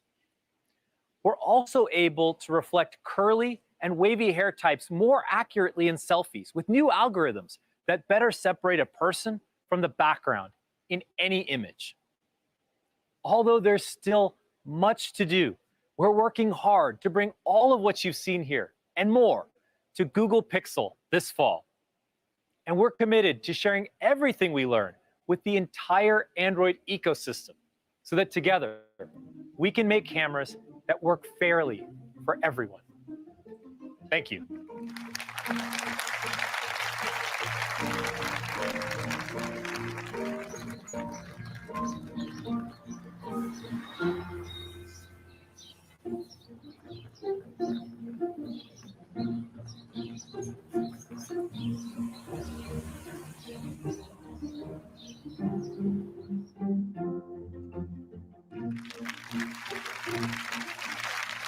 As Sundar shared, we want to build a more helpful Google for everyone to increase knowledge, success, happiness, and health beyond anything previously possible. Today, I want to bring you inside to see how our recent advances in image recognition are helping to solve some of the world's big health challenges. Let's start with breast cancer, a diagnosis that 1 in 8 women will face in their lifetime. Mammograms can help catch breast cancer earlier, but half of all women experience a false alarm across a decade of screening.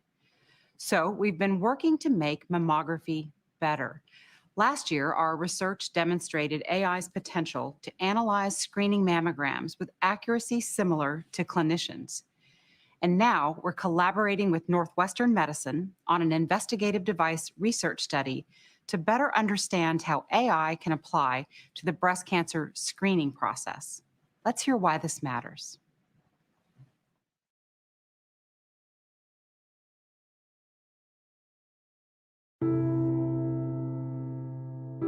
When we found out Grandma had breast cancer, it was in the late 90s, and it wasn't something that anyone talked about. So my first mammogram was nerve-wracking. Waiting for the results. Every thought runs through your head. What if they find something? It was the worst feeling. One of the greatest anxieties about having mammography is the wait. It may take radiologists days, sometimes weeks, to get through the list of mammograms that need to be read. This is a national problem. We don't have enough people doing what we need to do.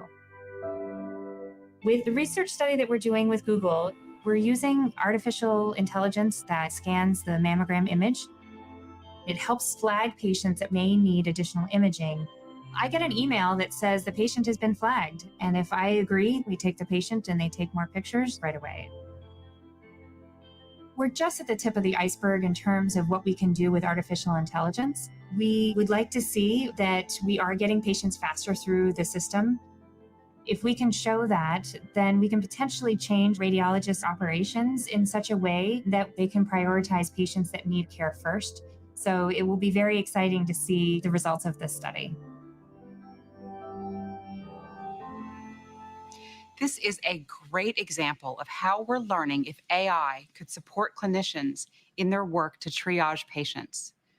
At Google, we want everyone to have the highest quality care. Technology can and should help close the equity gap. That's why we're working to bring this technology to bear on important global health challenges, from diabetic retinopathy to our new work to improve tuberculosis detection using image recognition on chest X-rays. We also believe AI can assist you in your daily health. People come to Google Search every day to ask questions about their health. For example, we see billions of queries each year related to dermatologic issues.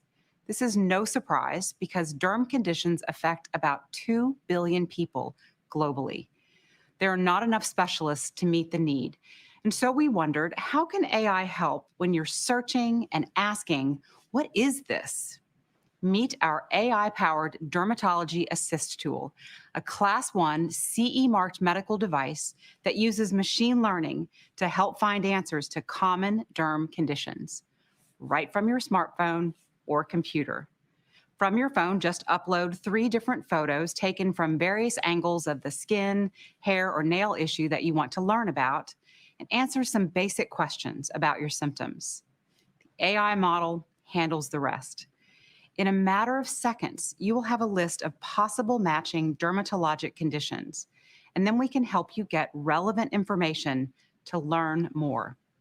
It seems simple, but developing an effective AI model for dermatology requires the capability to interpret millions and millions of images, inclusive of a full range of skin types and tones. When available, this tool will be accessible from your browser and cover 288 conditions, including 90% of the most commonly searched derm-related questions on Google.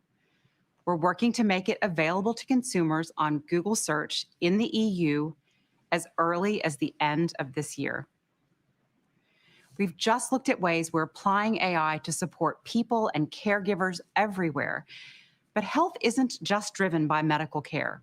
It's also about our social and emotional well-being. And that's where staying connected comes in. To find out how Google is helping, we pass it back to Sundar.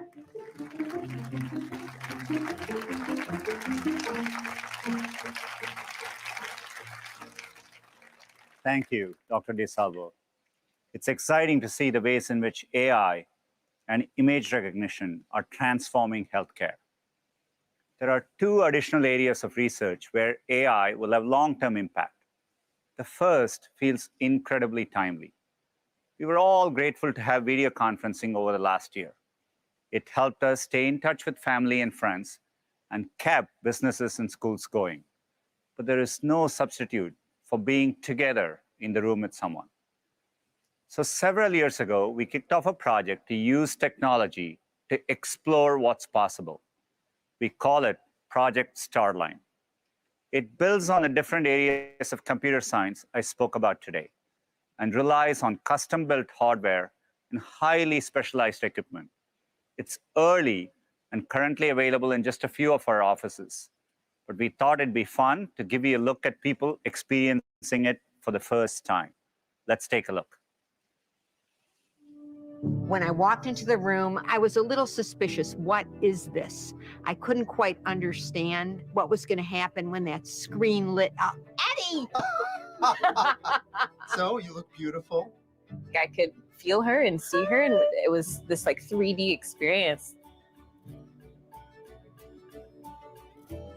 I just saw my sister as if she was right in front of me.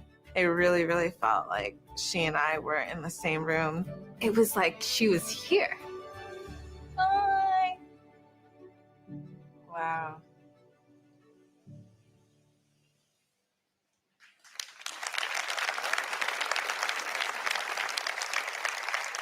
Some key advances have made this experience possible.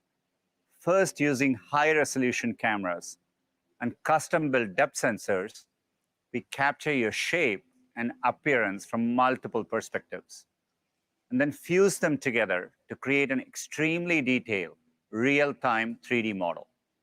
The resulting data is huge, many gigabits per second. To send this 3D imagery over existing networks, we developed novel compression and streaming algorithms that reduce the data by a factor of more than 100. And we have developed a breakthrough light field display that shows you the realistic representation of someone sitting right in front of you in 3 dimensions. As you move your head and body, our system adjusts the images to match your perspective. You can talk naturally, gesture, and make eye contact. It's as close as we can get to the feeling of sitting across from someone. As sophisticated as the technology is, it vanishes, so you can focus on what's most important. With Project STARLINE, we've brought together a set of advanced technologies with the goal of creating the best communications experience possible. We have spent thousands of hours testing it in our own offices, and the results are promising. There's also excitement from our lead enterprise partners. We plan to expand access to partners in healthcare and media. In pushing the boundaries of remote collaboration, we have made technical advances that will improve our entire suite of communications products. We look forward to sharing more ways for you to get involved in the months ahead. The second area of research I want to discuss is our work in driving forward sustainability. Sustainability has been a core value for more than 20 years. We were the first major company to become carbon neutral in 2007. We were also the first to match our operations with 100% renewable energy. That was in 2017, and we've been doing it ever since. And last year, we eliminated our entire carbon legacy. Our next ambition is our biggest yet. By 2030, we aim to operate on carbon-free energy 24/7. This means running every data center and office on clean electricity every hour of every day. Operating 24/7 on carbon-free energy is a step change from current approaches. It means setting a higher bar to never emit carbon from our operations in the first place. It's a moonshot, like Lambda or quantum computing. And it presents an equally hard set of problems to solve. First, we have to source carbon-free energy in every place we operate, a harder task in some places than in others. Today, 5 of our data centers are already operating at or near 90% carbon-free energy. In Denmark, we built 5 new solar farms to support our newest data center, complementing existing wind energy on the Danish grid. And it's operated carbon-free 90% of the time since day one. Another challenge of 24/7 carbon-free energy is just that. It has to run every hour of every day. So last year, we rolled out the world's first carbon-intelligent computing platform. It automatically shifts the timing of many compute tasks to when clean power sources are most plentiful. And today, I'm excited to announce we are the first company to implement carbon-intelligent load shifting across both time and place within our data center network. By this time next year, we'll be shifting more than a third of non-production compute to times and places with greater availability of carbon-free energy. To reach 24/7, we also need to go beyond wind and solar and tap into sources of on-demand clean energy like geothermal. Geothermal uses the consistent heat from the earth to generate electricity, but it's not widely used today, and we want to change that. I'm excited to announce that we are partnering to develop a next-generation geothermal power project. This will connect to the grid, serving our Nevada data centers starting next year. We believe our cloud AI, combined with the partner's expertise in fiber optic sensing and novel techniques, can unlock flexible geothermal power in a broad range of new places. Investments like these are needed to get to 24/7 carbon-free energy. And it's happening right here in Mountain View, too. We are building our new campus to the highest sustainability standards. When completed, these buildings will feature a first-of-its-kind Dragon-scale solar skin, equipped with 90,000 silver solar panels and the capacity to generate nearly 7 megawatts. They will house the largest geothermal pile system in North America, helping to heat the buildings in the winter and cool them in the summer.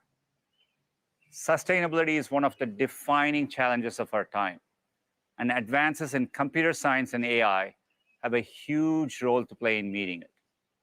So it's a fitting way to end our I/O keynote. I think of I/O not just as a celebration of technology, but of the people who use it and build it, including the millions of developers watching today. Over the past year, we've seen how technology can be used to help billions of people through the most difficult of times.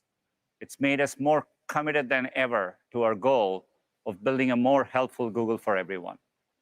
Thank you for joining us today. Please enjoy the rest of Google I/O and stay tuned for the developer keynote coming up next. I hope to see you in person next year. Until then, stay safe and be well.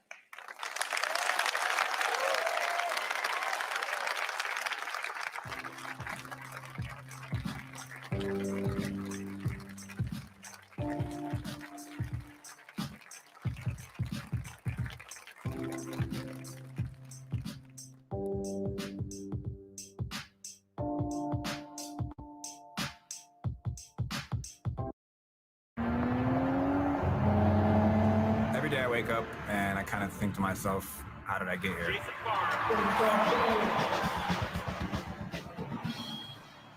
But you put your mind to something and you don't let anything stop you, it's impossible to not make progress.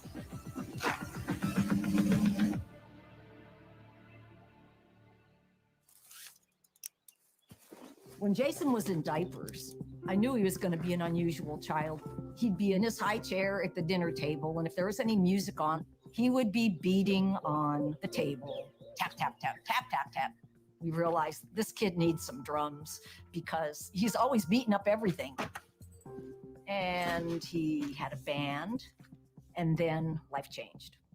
January 9th, 2012, I'll never forget.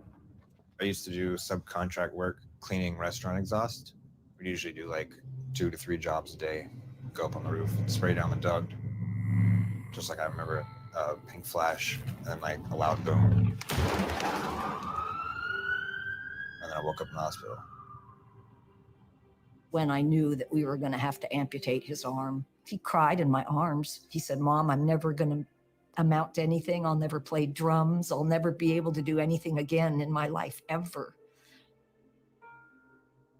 After 3 weeks into him being home, he said, "I can't take this anymore." He said, "Get my drum kit out of the garage." And so we duct taped a drumstick to his arm. He did some little tapping around, and then he turned around and said, "You know, I think I can make something work." Seem like it's growing back, Doc.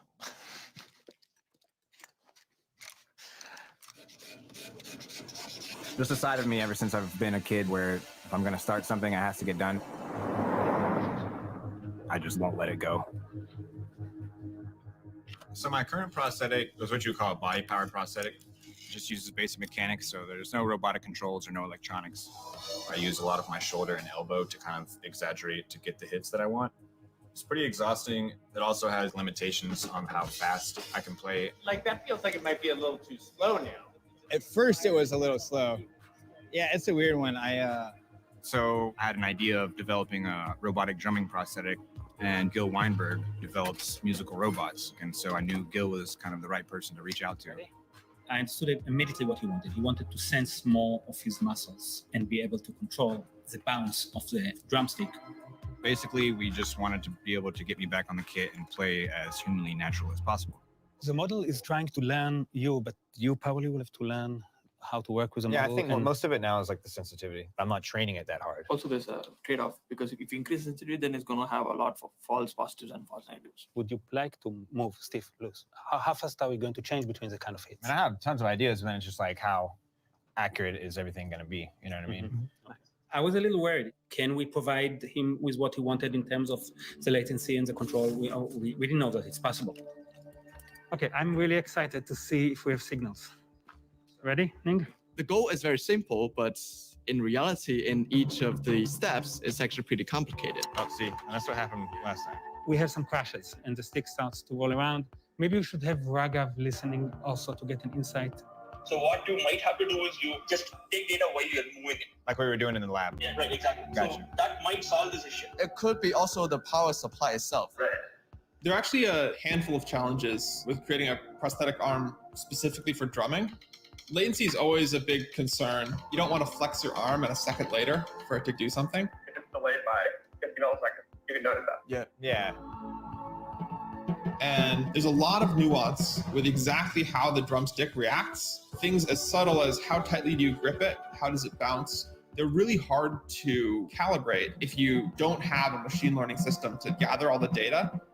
When I heard about Jason's story, it really blew my mind. I was like, whoa, I had no idea how far we have come in terms of AI and prosthetics.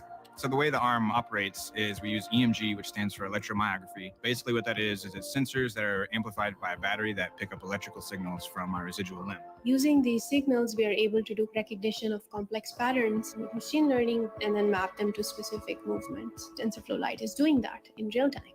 And so I can flex my muscle and it will tighten the grip on the stick, and I can extend my muscle and it will loosen the grip on the stick, just like it would with a normal hand. No, the latency, it's like none. Awesome, that's awesome. And in the last few months, we were able to detect almost 100% of the time this intention. I can actually feel the feedback from the arm, and it feels as close to a real hand as you can get without it actually being a real hand.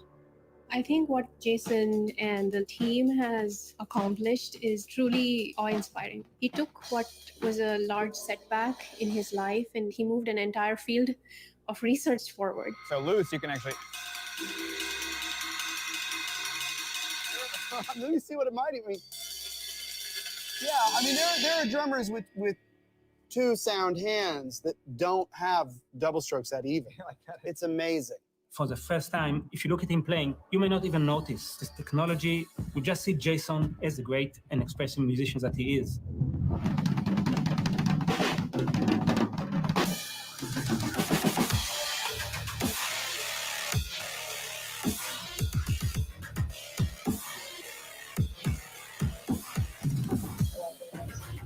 Of course, I think there's a need to keep pushing on this stuff because there's always someone that needs help with something like this, and AI is going to be the bridge between that.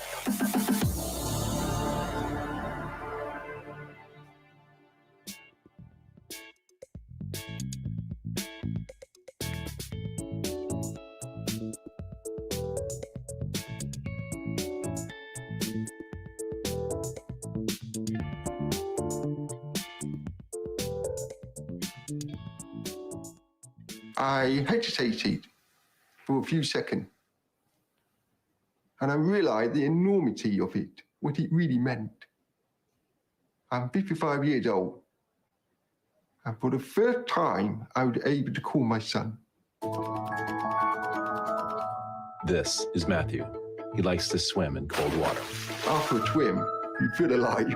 Like really, really cold water. I also swam across the English Channel. But that's another story. Matthew is deaf. People think if I got a hearing aid on, I could hear everything. And that's not true.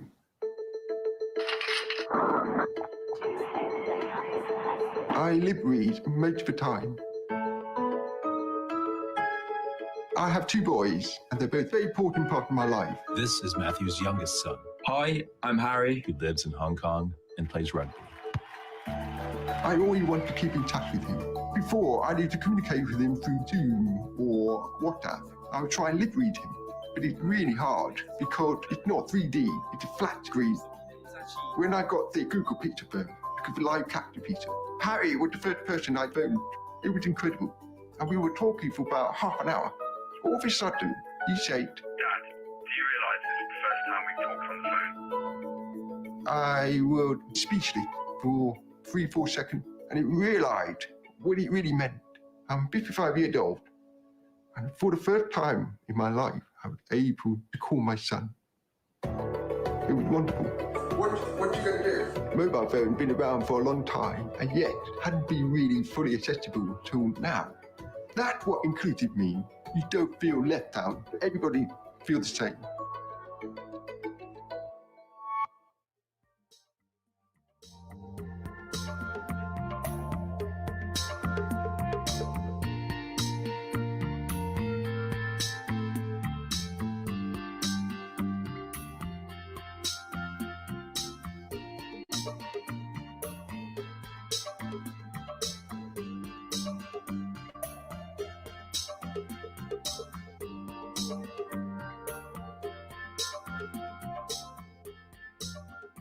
See you finish. All right, Thomas. Ben, thank you very much. Where are you, brother? Right here, buddy. All right. You want to show me the way? Straight to the right? Come on, let's go. Let's go. My name is Thomas Panic, and I'm a blind man. I'm an athlete, I'm a runner, I'm a father, I'm a CEO. I have a genetic condition, it turns out, that would make me blind by the time I was a young adult. When you run, you like a kid, you feel free. You go as fast as you can, and eventually I couldn't do that anymore. I lost that part of me. I ended up getting some volunteer human guides to run with me, but I was always behind. Even though my legs and my lungs had the capacity to run faster, I had to follow the person in front of me. Having the ability to do it independently was really important to me.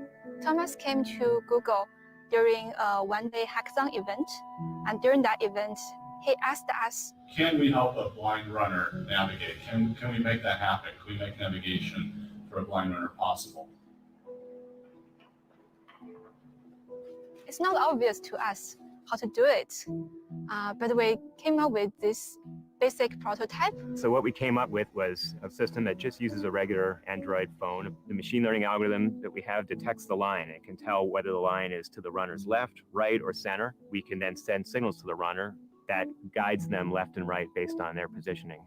The first time we went out, we didn't even know if sound would be enough to guide me. So it's a sort of that beta testing process that you go through. From human eyes, it's very obvious. It's very obvious to recognize the line. Teaching a machine learning model to do that is not that easy. You step left and right as you're running, so there's like a shake to the line, left and right. As soon as you start going outdoors, now the light is a lot more variable. Tree shadows, falling leaves, and also the line on the ground can be very narrow, and there may be only a few pixels for the computer vision model to recognize. We didn't want to rely on any internet connection. We had to take our huge model and shrink them into something that we can run on device as fast as we need for someone to run at full speed with.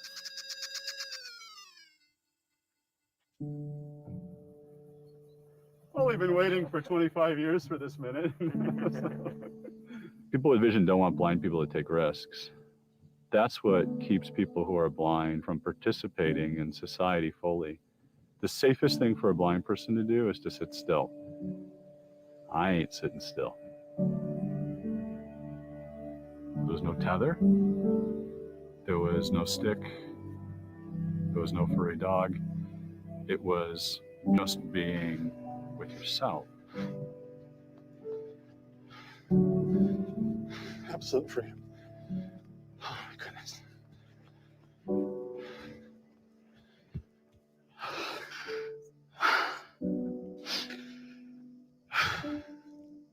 That's the first time I've run alone in decades. Just through the woods, you know, by myself. I never thought we'd be here, you know. I didn't think we'd ever be here. It's independence, you know. I'm so dependent on people every day. You, the kids, Blaze. Just me and Elaine, huh? I am about to test a pretty neat sounding app by Google called guideline. I don't walk by myself outside of my home. I'm feeling a little nervous. I never walked without a cane or my guide dog before. It's kind of scary, but okay. Interesting. Wow. Good? All right. Up we go. Oh, because she wants to do that uphill. Mary Ann, stand up. I can describe it as like flying freely. Freeing, I think, would be like the word that I describe it as. I was able to walk down the street and I felt safe. Not everybody has a chance to have a guide dog or a volunteer human guide. It's really an opportunity to provide an individual who's blind with freedom to be mobile and active and fit and exercise. Project Guideline is an early-stage research project. As we continue our research, we hope to work with more organizations. To learn more, please visit goo.gle/Project Guideline. Thank you to Thomas and Guiding Eyes for the Blind for their collaboration and support.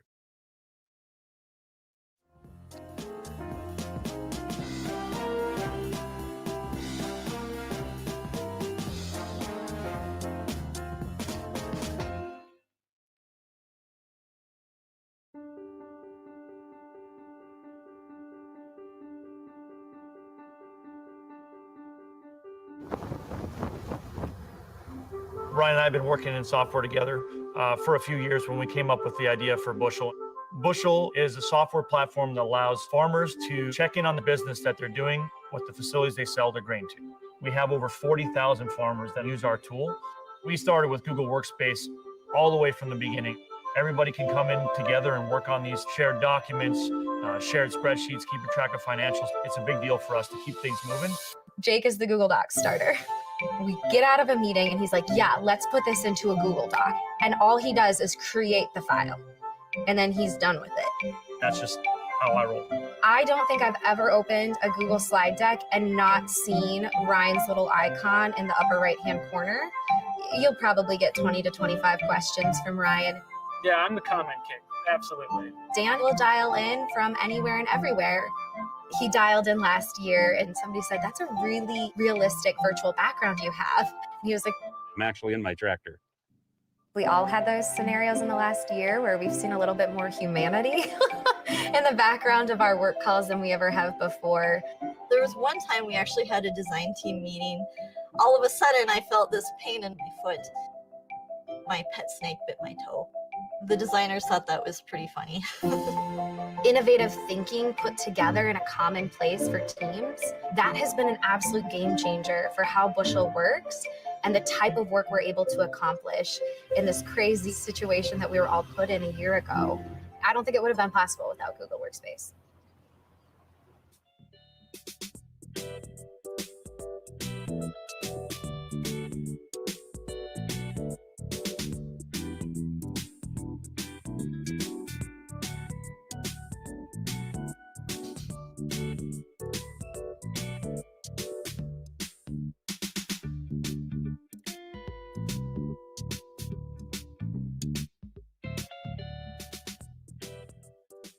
I saw at the last minute the truck coming towards us, and I knew it's gonna hit on my side, and it just... This is Chris. I'm Chris. He's married. We met in college. Likes to go hiking and take photographs. But this isn't a story about that. It's a story about a car accident. Don't worry, everyone's okay. It was a good day. We went to go get a late lunch in the Gatlinburg area. Driving back is kind of a new part of the area we've never driven through before. The road split into a Y, and there was no signage in terms of a yield, a stop sign. So I was in the passenger seat giving directions. I had my phone in my hand, and I was pointing to go straight. I just remember that moment, the truck coming closer and closer. It was just scary. I was pointing, and I didn't know what to do. I wasn't sure if I should try to relax, what I should do with my hand. I remember looking at my finger. I'm like, something's gonna happen to my finger. I remember a distinct smell from the airbags, kind of like a burning smell.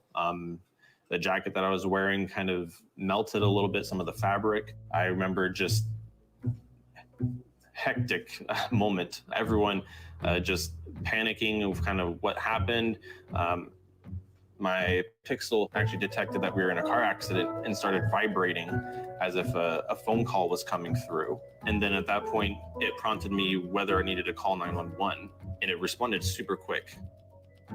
I don't ever really think about how's my phone going to save me today.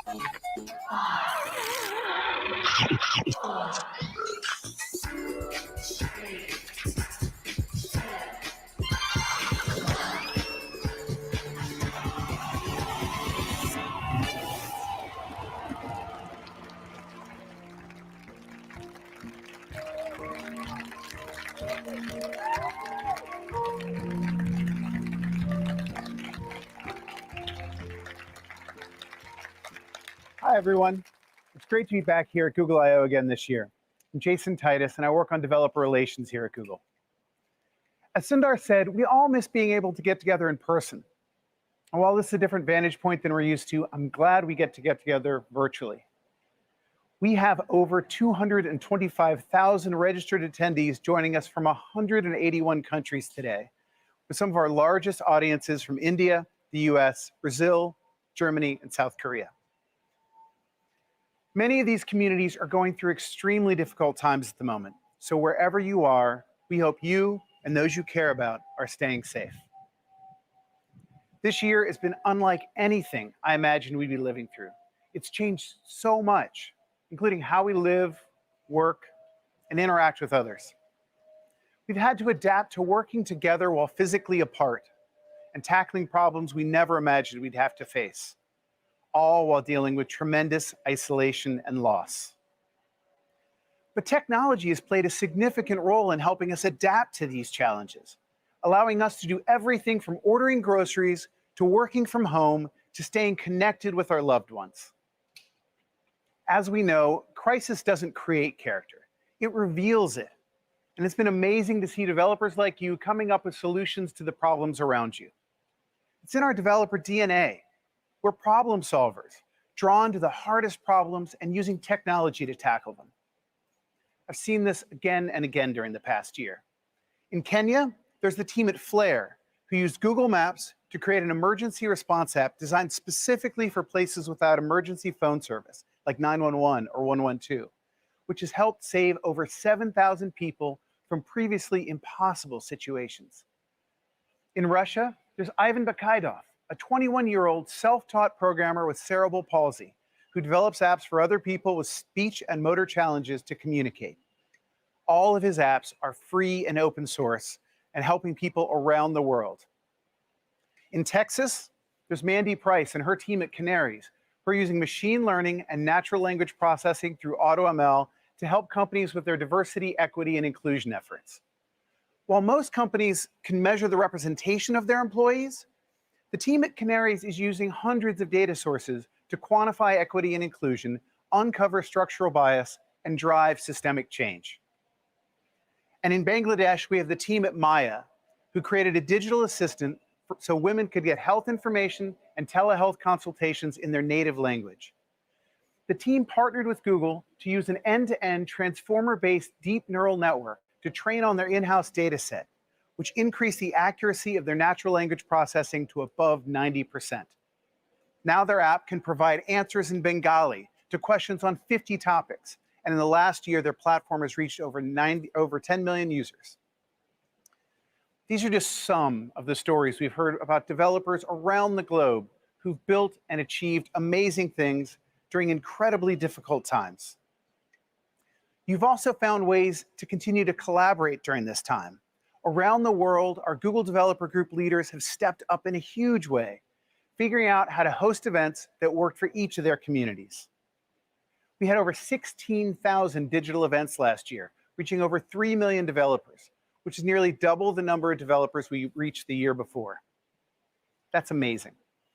And while it's not the same as working together in person, it's helped us support each other when we've all needed it. And we want to continue this support by meeting you where you are to help you solve the problems you care about and build the products of our future. And that isn't easy. We know it's hard to build in today's environment, and not just because of the pandemic. It's challenging to code for multiple platforms. It can be hard to integrate machine learning, and it's complex to manage user data safely and correctly in markets around the world.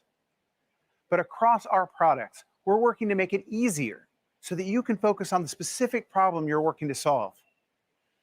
Today, you'll hear the latest on Android, the web, Flutter, Firebase, and machine learning. So thank you for joining us. And now I'd like to pass it on to Jacob, who will start us off with updates from the Android team.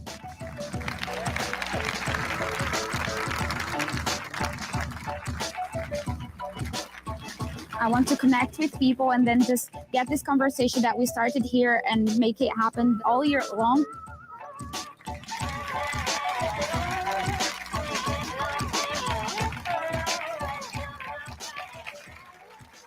Thank you, Jason. This really has been a year of huge changes for all of us. I remember watching what felt like futuristic video calls in the film 2001 as a kid. Now, my 3-year-old chats with her grandparents every week on Duo. We can't wait to see each other, but it helps us get through a difficult time. With people depending on apps more than ever, expectations are higher, and your jobs as developers aren't getting easier. We want to help. Today, we'll talk about 3 things: Android 12 for developers, building beautiful, high-quality apps with modern Android, and how to bring apps to large screens and wearables. Okay, let's talk about Android 12. As Samir shared earlier, Android 12 is one of the biggest design changes ever, with new experiences that keep people safe, and an all-new UI that is personal, smoother, and much faster. To help bring this to your apps, we're adding a ton of new features. Let's start with user safety. As developers, you know it's crucial that people trust your apps and the platform they're on. To earn this trust, we believe people should understand how apps use their data, have control over how their data is used, and are comfortable it's necessary for tasks that they've initiated. In Android 12, we're adding multiple features to help people understand how apps use their data. To check usage in your apps or SDKs, we're giving you auditing APIs and guidance. And to share more context about your usage, you get a new API, permission intent. To give people more control, we're adding features like approximate location so they can decide how much they want to share. And to help people feel comfortable with the data you're using, we're giving you Bluetooth permissions to scan and connect to nearby devices. No more location needed. Now, we also want to help you build delightful apps. To us, this means that they perform really well and are engaging. Most of this is magic that you add as developers, but the platform should help. First, performance. Sometimes apps are killed or notifications are delayed to improve responsiveness and battery. We know this is frustrating, especially when it's unpredictable. To help, 2 areas we focused on are standby buckets and foreground services. For example, the new restricted standby bucket lets Android limit background work in ways that you'll find predictable and transparent. Foreground services help people interact with apps that are doing work in the background, such as recording your morning run. But sometimes they're misused. Now, you can only start foreground services from user actions or external events. And for background work that needs to run immediately, we're giving you expedited jobs. To improve app startup, we're adding guardrails that prevent apps from using notification trampolines. Working with Google Photos, it now launches up to 34% faster. And we have new customizable launch animations and splash screens, Startup feels responsive, and you can update it with your branding. That was performance. Let's talk about making your apps engaging. We're improving the experience across Android with things like updated notifications and bubbles. Your apps get this for free, but there's more. We're improving media with a new API to insert content in apps like messaging, and we're adding support for AVIF images and HEVC transcoding. And to give people a fun way to see when they've scrolled past the end of your content, we're giving you stretch over scroll. And to make widgets more interactive, you're getting features like animations and new UI controls. Now, that's just a quick glimpse into Android 12. Watch the What's New in Android session for more, and then download the beta, test it with your apps, and tell us what you think. Now, over to Karen to see how to build beautiful, high-quality apps with modern Android.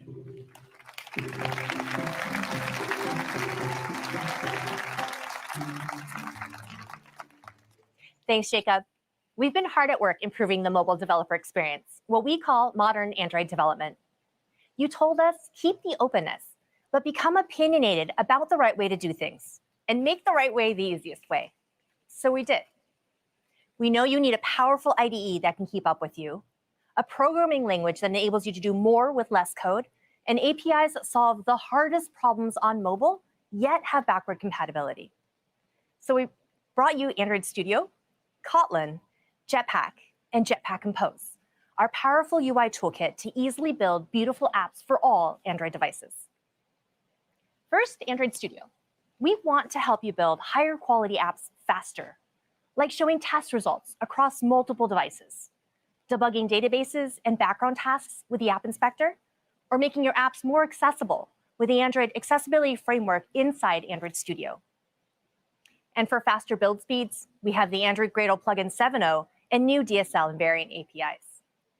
You can find all of this in Android Studio Arctic Fox beta, available today. Talking about build speeds, we are continuing to push on the boundaries of Kotlin with a brand new native solution to annotation processing for Kotlin built from the ground up. Kotlin Simple Processing is available today and is a powerful and yet simple API for parsing Kotlin code directly, showing speeds up to 2 times faster with libraries like Room. With over 1.2 million apps in the Play Store using Kotlin, it is the most used language by professional Android developers, including 80% of the top 1,000 apps, meaning it's a language that's chosen by apps that see millions of downloads and need to scale across those 3 billion devices. And here at Google, we love it too, with over 70 apps, including Drive, Home, Maps, and Play. Okay, let's talk about Android Jetpack. We took the hardest, most common developer problems and created libraries to ensure your apps are high quality and have backward compatibility. Over 84% of the top 10,000 apps are now using a Jetpack library. And today we're going further. We know that your app performance matters.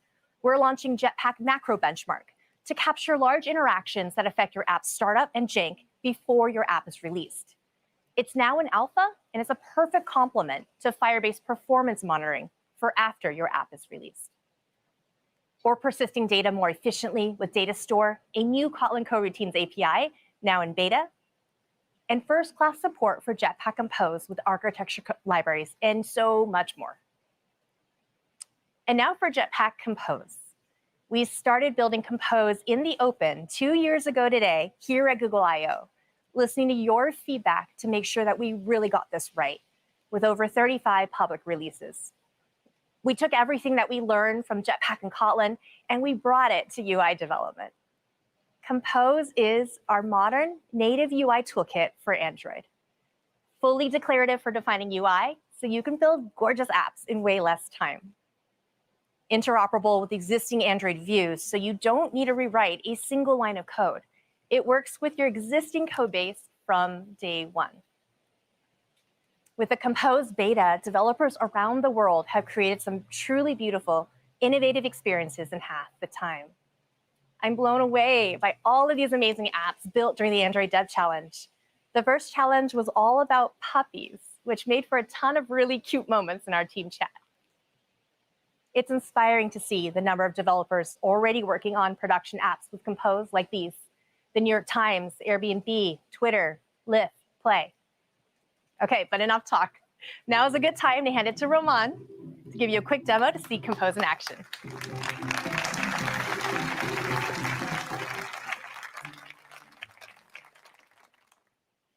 Thank you, Karen. Compose makes it a lot easier and also a lot more fun to build beautiful UIs. Today, I would like to show you how you can add Compose to an existing app. So here's an app I wrote using views. I have a recycle view, and when I click on an item, it takes me to the next fragment. I have a nested scroll view, I have a fab, and a bunch of other views.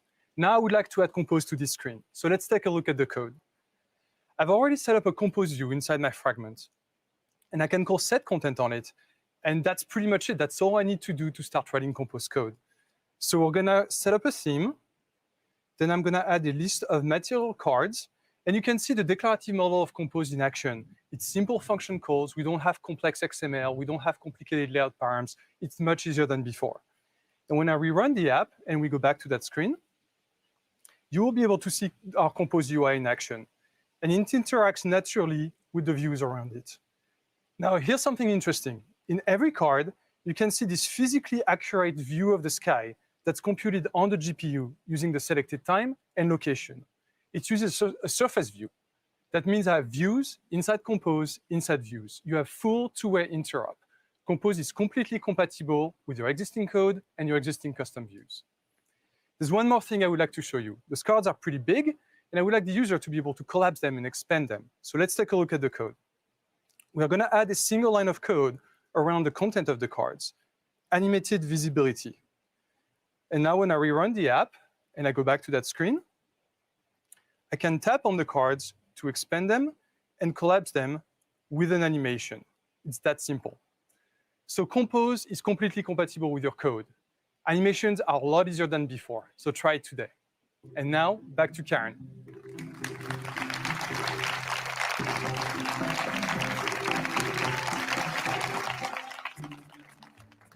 Thanks, Roman. That was really fun. I love how animation is so much easier to do. And every UI component is material by default, so it's easy to build gorgeous UI. Stay tuned for the new Material U components coming later this year for both Compose and Android views. We're building Compose to make sure you're productive, but also promise that it will scale. The API is fully complete. We are pressure testing the final bits, so Compose will hit 1.0 in July. It's a great time to start, so your apps will be ready to launch.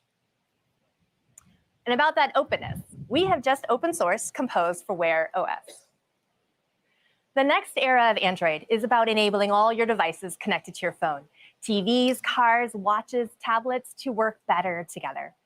Let's talk more about building across screens. Starting from our largest screens with tablets, foldables, and Chrome OS, there is huge momentum as people are relying on these devices more to stay connected as family and friends, go to school, or work remotely. There are over 250 million active large screen active devices. Last year, Chrome OS grew 92% year over year, 5 times the rate of the PC market, making Chrome OS the fastest growing and second most popular desktop OS. Android app usage has tripled in the last year. It's so cool to see how apps are taking advantage of the extra space of larger screens.